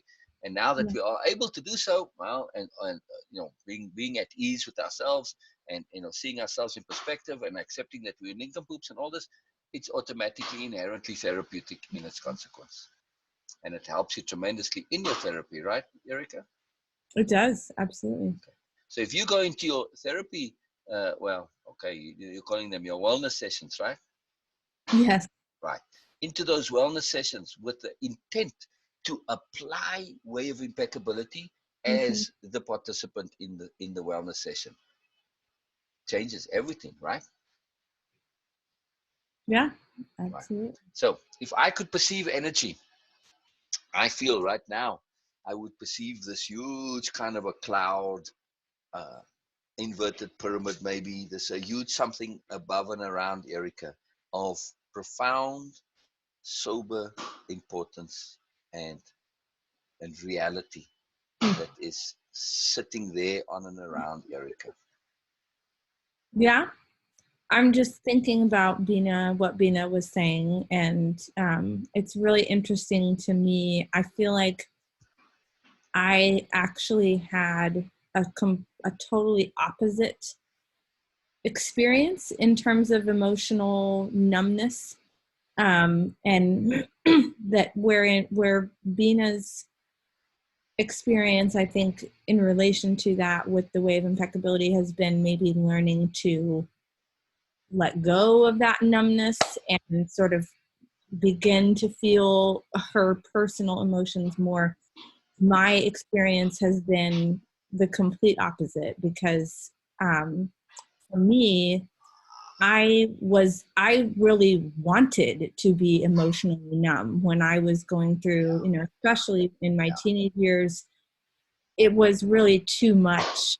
It was extremely overwhelming, and I wanted to not feel all of these emotions. But for me, I have always been an incredibly emotional person, and emotions to me have always been something that was kind of like what I was saying here earlier.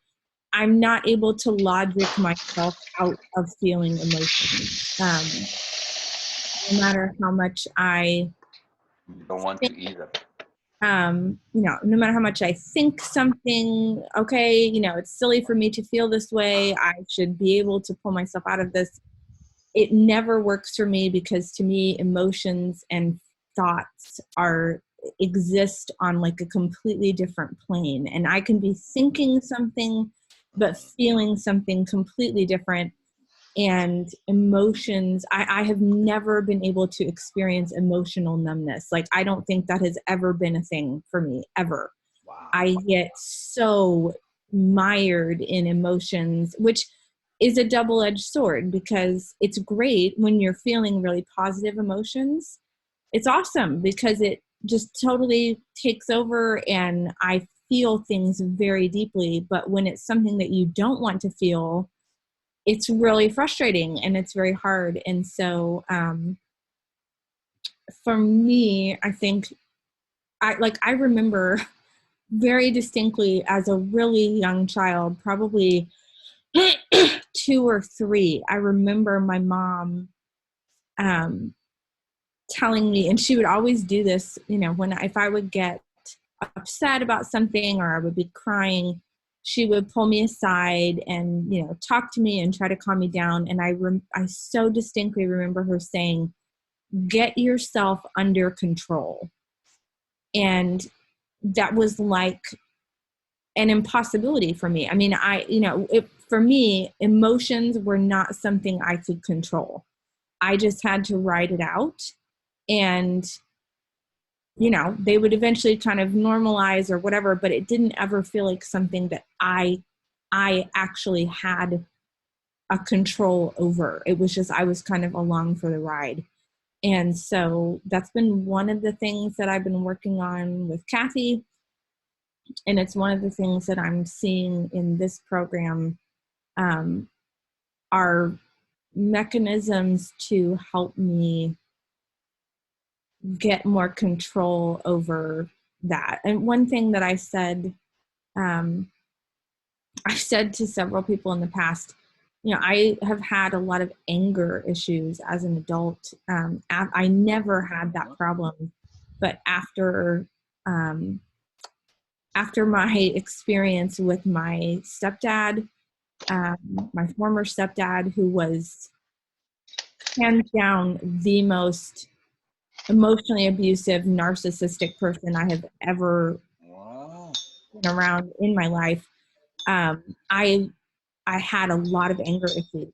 I had a lot of, I think I was trying to repress my emotions. I was trying to be emotionally numb, and it wasn't working. I was experiencing a lot of anger. And again, my kind of walking oxymoron thing, I'm not able to repress my emotions for me personally. Like, I'm not able to keep myself from feeling things that I don't want to feel. But when it comes to expressing them, I can, and I can absolutely rein in. Yeah, I can absolutely rein in things that I feel like, because of that conflict avoidance. You know, I so hate conflict that even when I feel angry or I want to express that, you know, that hurts my feelings, and, you know, I don't appreciate when you disrespect me, I can't do it. And I prevent myself, you know, I'm feeling it, but I prevent myself from expressing it. I've dealt with a lot of anger issues because of that. And that has been something that's been really hard for me to pull myself out of in the moment. When I get into those moments of anger, it's a totally separate thing from my like logical conscious brain. I can be thinking, don't lash out, you're being completely illogical, you're being mean, and I know that I don't want to be mean. Why am I doing this? Why am I feeling this way? But it seems like there's nothing I can do to. I do hear you on this, and I think Beena does too, right, Beena? That we can sometimes feel similarly, that our emotions are like a different person is feeling them, and they make no sense. Absolutely, yeah. Erica-Jayne, it was, I think I need to make it more obvious that I said that I was, and I still had some glitches about emotional numbness for myself. It is not about situations outside myself. It is not about other people. I'm still, because their response, their behaviors, their attitudes still affects me emotionally, and I'm not emotionally numb for that. But when it comes to my internal emotion as Beena, feeling and having emotions for Beena, when it comes, this thing is, I just make it like deliberately, kind of, I can say that, emotionally numb myself, because I was actually really vulnerable. And yes, why a person develop this thing? Because they feel vulnerable there. They feel that they are not strong there, and this being emotional is a very, and being highly emotional, I was, and I still am. I'm a very emotional person. So it was where I feel weak, where I feel vulnerable, and it was kind of like, okay, I don't need to feel in that way. Right. So my mind created a defense mechanism, as a defense mechanism, to be emotionally numb for myself. Now, Right. I don't feel, when it comes to me, then I'm emotionally numb in some places and some situations, not overall. So it was not about for other people and situation outside myself. It is not about that. Still, I'm there, but I do operate from my emotions more still, and I don't feel any embarrassment or hesitation to accept that. Yes, because this is who I am, and I do operate from emotions more than my analytical or intellectual mind. So this is something I don't have any problem to accept that. I completely own that. When it comes to internally, because it is something really must be discussed in details to completely understand that what is emotional numbness for myself, for Beena, from Beena. This is something really different. And it is about like neglecting yourself, taking too much responsibility, feeling responsible for everything around us. So you're not considering your own emotions for yourself.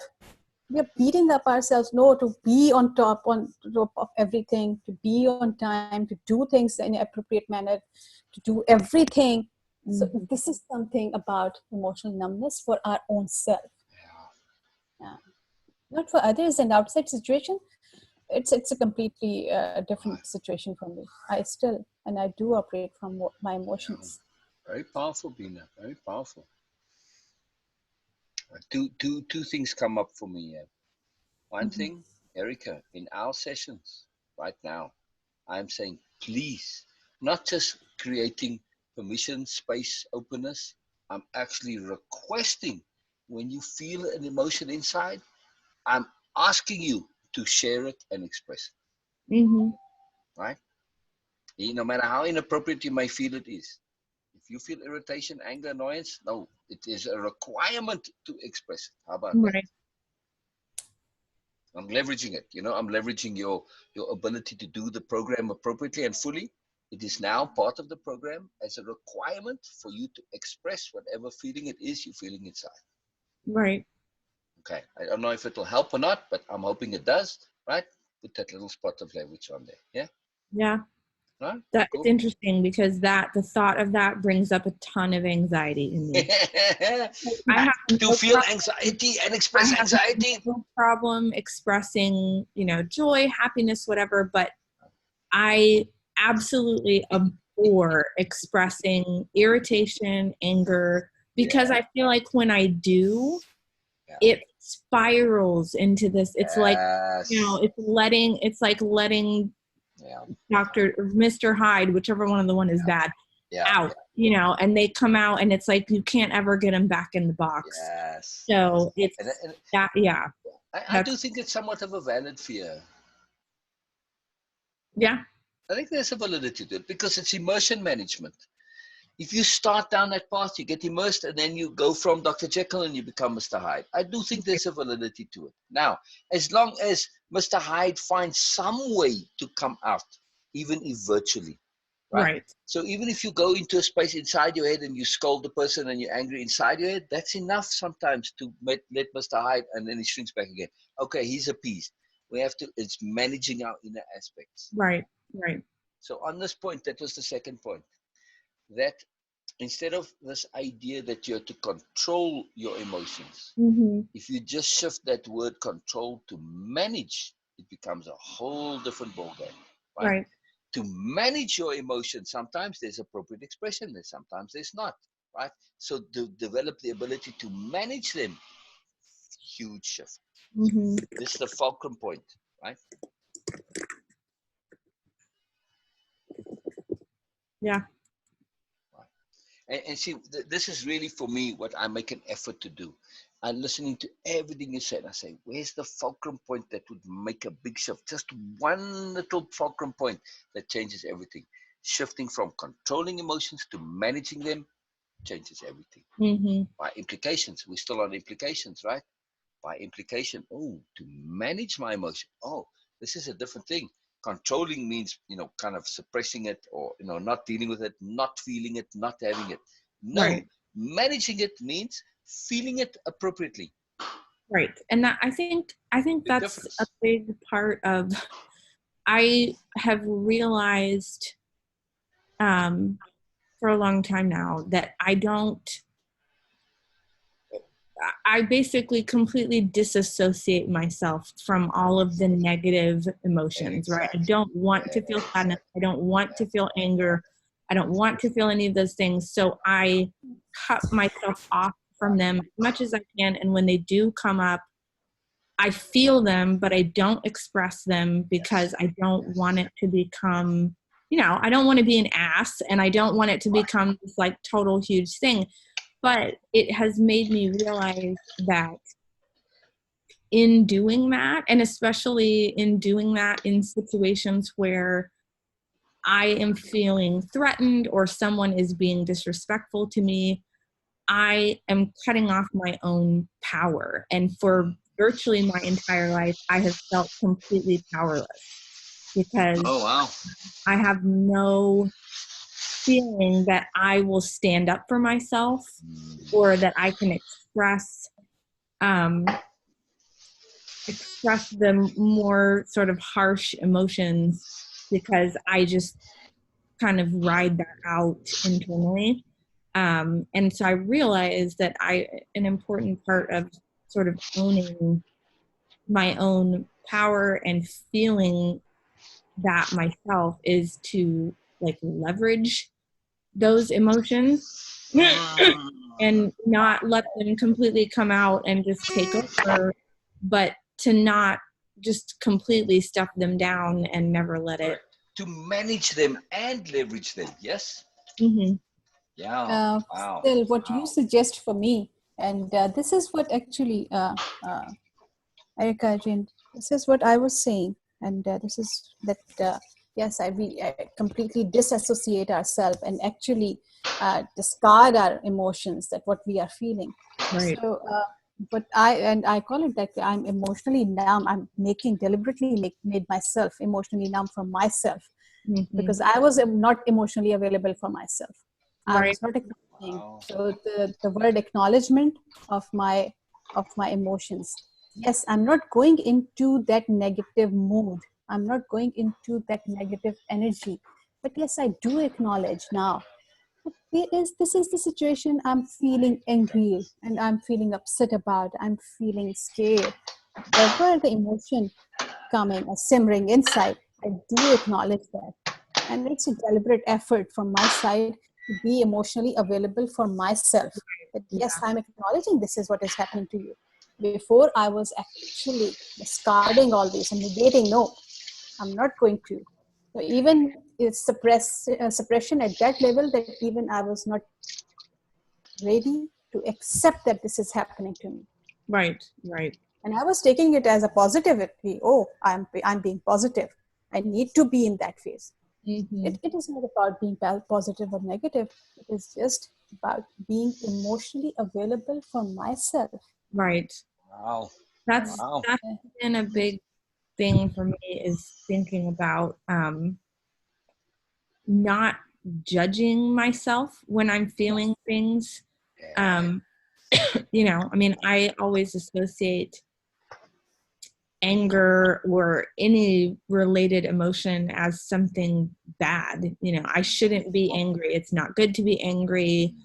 That's not okay. So I I get really judgy of myself when I am feeling that way. So just kind of being impartial and, like you said, just kind of being emotionally available. Right. Now, if you switch your perception, the connectivity to emotions, to unhook from the system of good and bad to a system of understanding. Mm-hmm. Now it shifts, right? And also, when you are looking at emotion, all you have to do is ask it and put it into the context of appropriateness. Right. Shifts it entirely again, right? Okay, so you're feeling anger. Is this appropriate? Yes or no? Right. Well, on some level, it is totally appropriate. The guy's a jackass. Is it appropriate to express it? No. Is it appropriate for me to continue feeling it and to be immersed in it? Well, no. But was it appropriate for me to feel it in the first place? Yes. Is it appropriate for me to show it, to get rid of him and let him know he's crossed the boundary? Yes, it is. See? Right. Like in the case with Toast. With You Shari. gave me the word acknowledgement. Right. But is it appropriate to acknowledge it? Yes. Right. Absolutely. Because if you suppress it, it causes problems. Yes. Sure. Right. So when you look at emotions from the context of appropriateness, it changes everything about it. Right. It takes the whole judgment thing right out of the question. Right. There's no judgment with appropriateness. It's simply appropriate or not. And then you have to consider context. What am I trying to achieve? What's my purpose? What's my goal? What do I want out of this? Am I getting a benefit? Am I getting usefulness? Am I getting value? We get back to our core point as a spirit warrior, as a spirit dancer, as a power learner. Am I getting value out of this? Yes or no? Right. There is value to anger many times. Look, when we were on the session with Shari, and she got the phone call from Toast, right, Beena? And you said, "Oh, Yes. I think I was doing something else at the time. Yes. And then Beena said, "Oh, sure, something's going on. Her face, her emotion, And then I asked Beena, "Oh, what is the emotion?" And she said, "Oh, because I was worried." And I said, well, "Okay, it's not sadness. No, it's anger." Okay, I said, "All right, well, that's all right. If it's anger, it's not sadness. Oh, it's better anger." But in this case, the guy was, she'd already blocked him, and he was calling to complain about being blocked on Facebook because he was being a total jackass, and he came to our house drunk. So then she was angry. She told him off. It's very appropriate with a guy like that. It's very appropriate for her to be angry and express that anger with him. Yes. Right. So then she comes afterwards and she's all doubtful. Oh, I'm not sure. Now she's feeling bad for having done that. I said, hell no, this was absolutely the right and appropriate thing to do, and this gave us such relief, then we went through it. I don't want it just to be my opinion. We went through all the logical reasons and the sensible reasons afterwards So this is another measure of trust. We have to really trust ourselves. Sometimes our emotions are appropriate, even though they are negative emotions. Right. Many times. So when we really start to look at our emotions from an appropriateness perspective, changes everything. Yes, it changes everything for me, sir. Like first, the acknowledgement, the word acknowledgement was the key for me to understand that how to deal with that. And also, exactly. In order to get to appropriateness, you have to acknowledge. And it was for me. Sorry. Sorry, I just wanted to say that in order to get to appropriateness, you first have to acknowledge. Otherwise, you can't deal with it appropriately if you're suppressing it, right? So it goes hand in hand. And also because we have some association that if I am feeling angry or upset, I need to react or respond in that manner, a very specific manner. Okay, this was the misassociation. Now I change it. Okay, yes, I am feeling angry about this. Now I am feeling upset about this, and this is something. Okay, it is just my emotional response. No matter it is right or wrong, it is my emotional response. This is how I am feeling. That's it. And after that, I disassociate myself to my previous reactions. That okay, I don't need to argue with anyone. Yes, I am feeling upset. Okay, I'm feeling upset. I will make it clear for other person or in that situation. But I don't need to use those words. I don't need to use that specific tone for that. I don't need to get into that negative energy. So this is now, it is something else. The only thing I was in need, the word acknowledgement. Yes, I am giving due respect to my emotions. Yes. I am acknowledging them. Okay. I'm not going into, is it right or wrong? No, just acknowledging, yes, I'm feeling right now at this moment. In other words, the appropriate thing for you to do is to start with acknowledgement. Yes, for me, that was the key. Right, exactly. The appropriateness for you is to start with acknowledgement. Once you've got acknowledgement, then you can decide, I might feel it, and I can say, how am I going to use it? How am I going to apply it? Do I need to react and deal with it now? No, I can let it run its course and then come later and then look at it and then deal. So many things come with this appropriateness. Yes, to start with, we have to acknowledge. Yes, absolutely. And as we are growing, we are improving and learning new vocabulary. So we also are learning and using new way of response also. So okay, now I can be upset in an appropriate manner. Right. I can be really upset, but in an appropriate manner. Wow. Yes. How exciting is that? I can be impeccably upset. Yes. I can be impeccably angry, upset, grouchy, grumpy. Wow. Then when we start to get really deeper into it and we start to understand why exactly we get angry and upset and annoyed and look at the associations, then, because first we have to make peace with the fact that we are managing our emotions. Then, now it's not like emotions are bad, because then it puts a block in terms of when we say, manage them. Now I can say, how is it appropriate to use this? And say, okay, why am I feeling this way in the first place? Because of an association between this and that, and, and then we start to unravel, and then the whole thing is a lot simpler. But we have to find those key points, and, this emotion management is a huge thing. Of course, when we say management, we start to think immediately, energy management, habit management, right? Association management, all the managements, they all tie together. When we apply those to emotional management, how is this a good use of my energy, I might say? Well, not so much, Okay, sometimes my anger motivates me to actually go and confront somebody who needs confronting.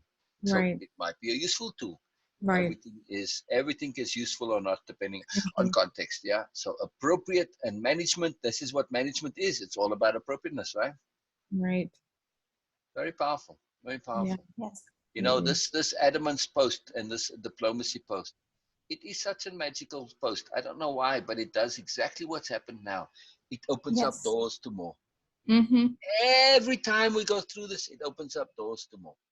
Yeah. It's very key. I'm still waiting to get to the point where Beena was triggered with a memory of her father Mm. in terms of his particular adamance. She didn't think of it as adamance, but how he was adamant about something in particular. But we'll have to wait for next time.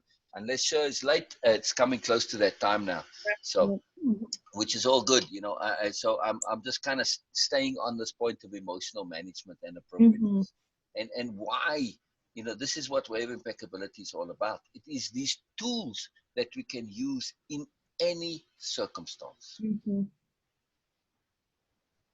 We could Absolutely. say tools for what? Tools for empowerment, tools for effective living, tools for efficiency. What would you say?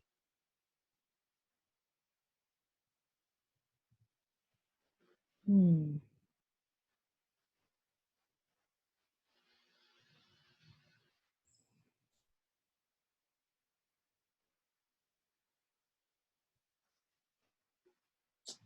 I would say maybe tools for managing and leveraging ourselves in this Ah, particular yeah, context. yeah. But it's also to extend ourselves, no? Yeah. All right. Let me do screen share since we're on this. Very powerful. Very powerful. This whole block and go. Delete. This is the duplicate, because I duplicated to save the background. So go. Okay. So the way of impeccability is tools for leveraging. What else? Leveraging, enhancing, and empowering Sure. in any situation. Yeah. Absolutely. Typing is dreadful. And I do hit shift, but for whatever reason, my fingers think that the keyboard is going to catch that shift, and it doesn't. Ourselves in any situation. There we go. All right. Tools for leveraging, enhancing, and empowering ourselves in any situation. Wow. All right. Well, I'm going to have to add pictures and stuff later, but very powerful. Did you have more of these, Erica, while we in the crossover here with Sure? I don't think anything that I had written down. The one I kept coming back to was that idea of The childlike. being childlike while also being with the added awareness. Right, right. I mean, I added sophistication. You didn't have sophistication to your awareness, but it is a sophisticated awareness by implication, yes? Or should I take Yeah. out sophistication? No, I think that's appropriate. I mean, I want to attribute this to you now. That's why I'm saying it, and choose which one. I can leave them both, and Right. just put a little text box in here. It's all skew now.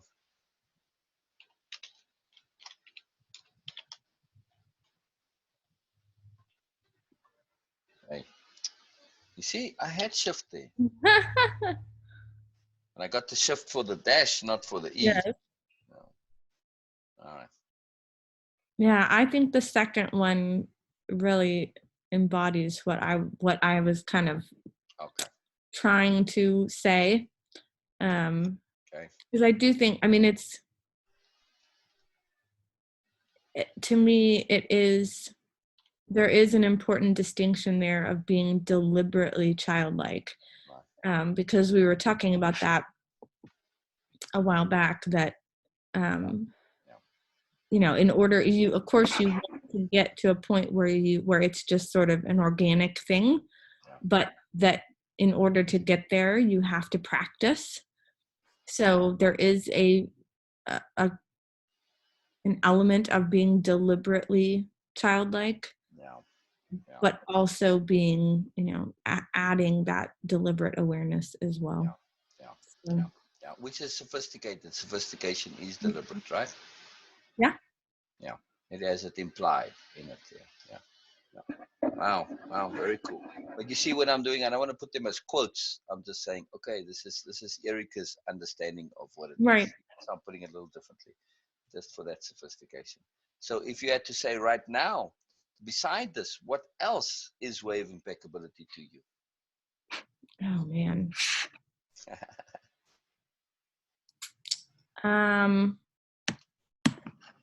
Gosh, many things, I'm sure, but Sure. Well, right now, that's why I'm asking right now. Oh, it is many things. That's why I'm making a whole session out of this. And everybody, it's the culmination session.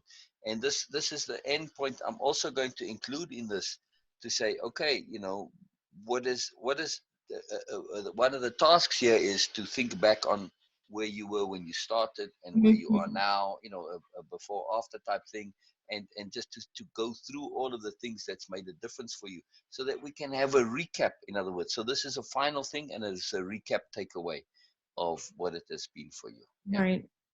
So, but anyway, we'll get there then. But this is now part of it, right?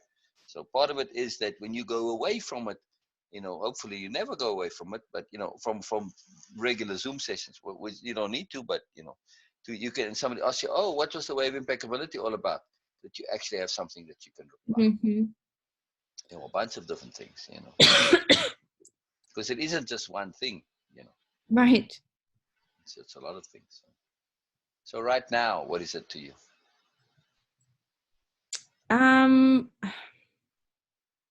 Well, the only things that are coming to me are just kind of important concepts that have come up. Obviously, balance, trust has been a big one. Choice.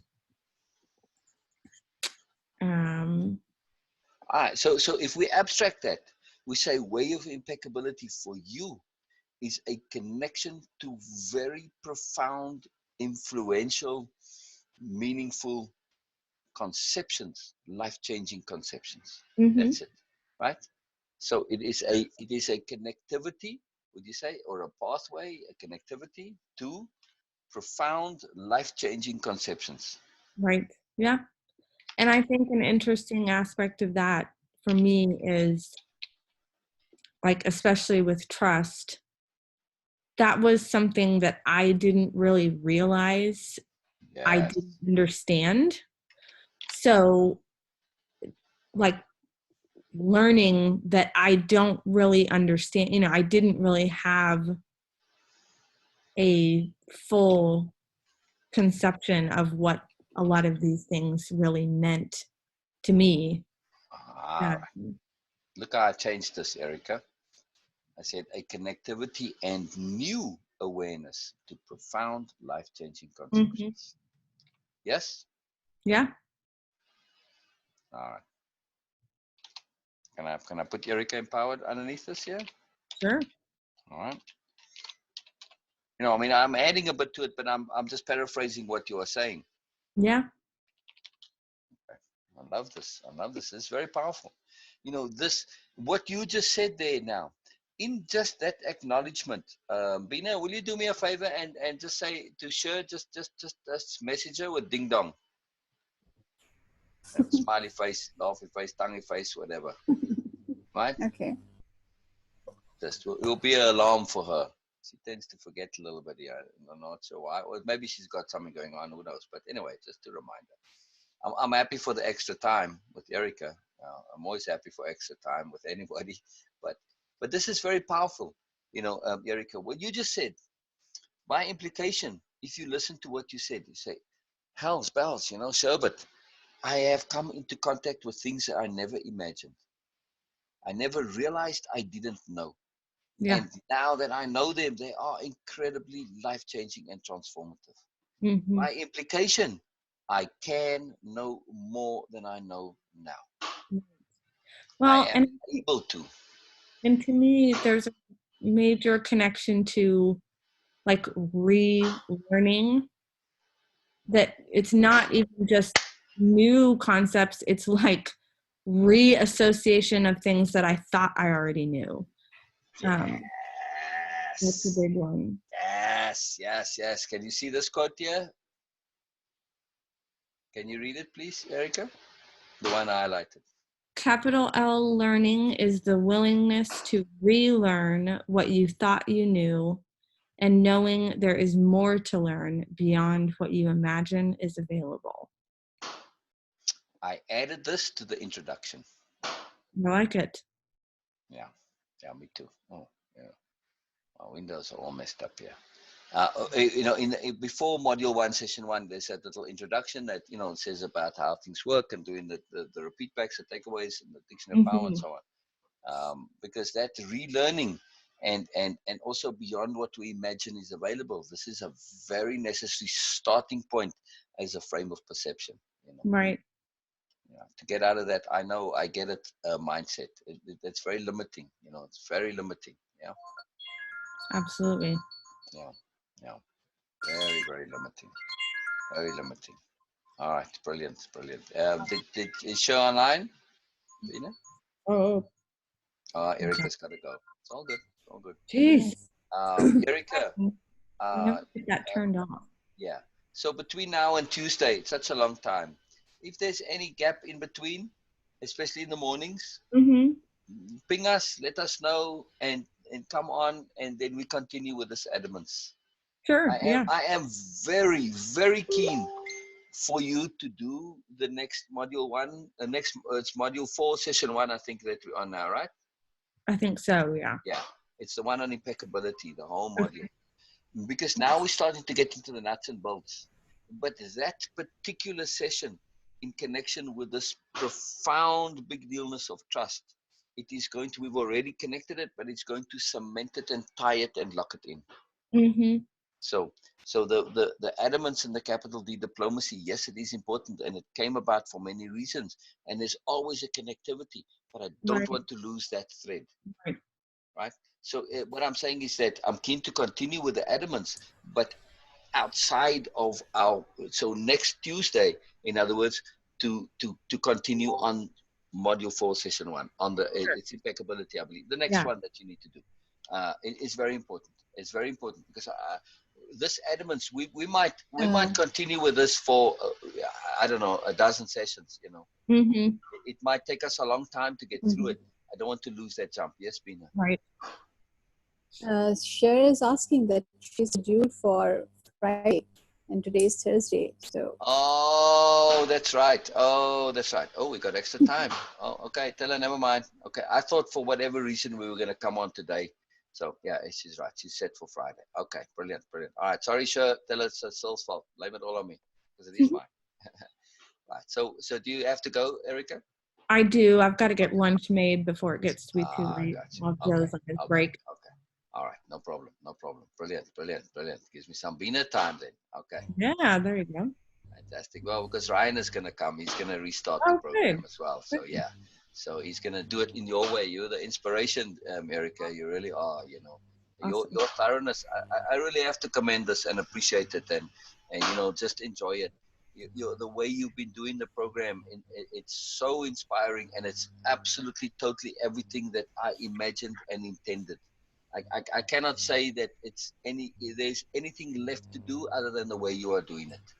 It is just fabulous. So now again, that's why I'm keen on Tuesday for you to keep the continuation going, because this horizontal excursion that we're on, it could take us a long way to get through it. Hello, Sarah. Sarah, come on, get down. Do you ever get angry with animals? Oh goodness, they can be so frustrating, but there's such an innocence to animals in many ways, so it's It's always Sometimes interesting. there's a bit of appropriate necessity for anger, right? Especially with a chicken. Absolutely. You have a rooster? No. No. Oh, okay. So you just get eggs from them. Okay. Because roosters they can really be aggravating in a way Yeah. that necessitates anger to get rid of them. Oh, you've had roosters then, you know what I mean, yeah? I haven't, but I do know what you mean. Okay, yeah. I mean, they'll come and peck on your legs and do all sorts of idiotic hierarchy, childish nonsense.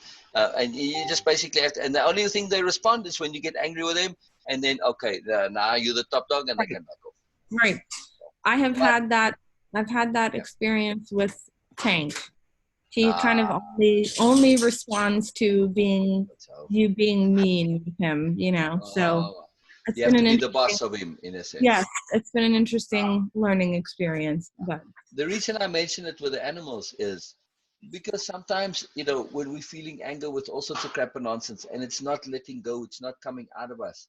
It is a mechanism for releasing it, to express it, like with the rooster is being a jackass, and now but you are now taking that other anger. This is an appropriate mechanism. And, I don't feel like being angry with you. Go away. And you just can't. right. Okay. So you can untangle and release other anger in appropriate places, like with the animals when necessary. Right. So That's Tank true. becomes a gift for you. Right. That you can, but now make a deliberate, conscious association. That, okay, all right, Tank, you need me to be angry with you? Fine. I'm going to dump all my anger on you. You asked for it? Fine. And now I'm releasing it all. That's true. That's very true. Very, very true. Emotion management. Yes, absolutely. Right. Absolutely. Very powerful. I got something in my eye and it doesn't want to go away. Dang that. I do have to run because Joe's only got a few minutes left on his lunch break. And so say thank you once again to Joe from us, and tell him how much we appreciate and love him. We really do. We really do. All right. Well, I will hope to catch Erica. you guys before Tuesday. So if I have some, if you can, and it can be in the evenings too. Yeah, anytime, doesn't matter. Yeah. Okay. Awesome. Brilliant. Bye-bye, Erica. And thank you both so much. Appreciate it. Oh, thank you just for your awesomeness, and your honesty. It's incredible. Your thoroughness. It's a gift. It's a gift. It's a gift. Bye-bye. Appreciate your help. Bye-bye. Bye. Bye-bye.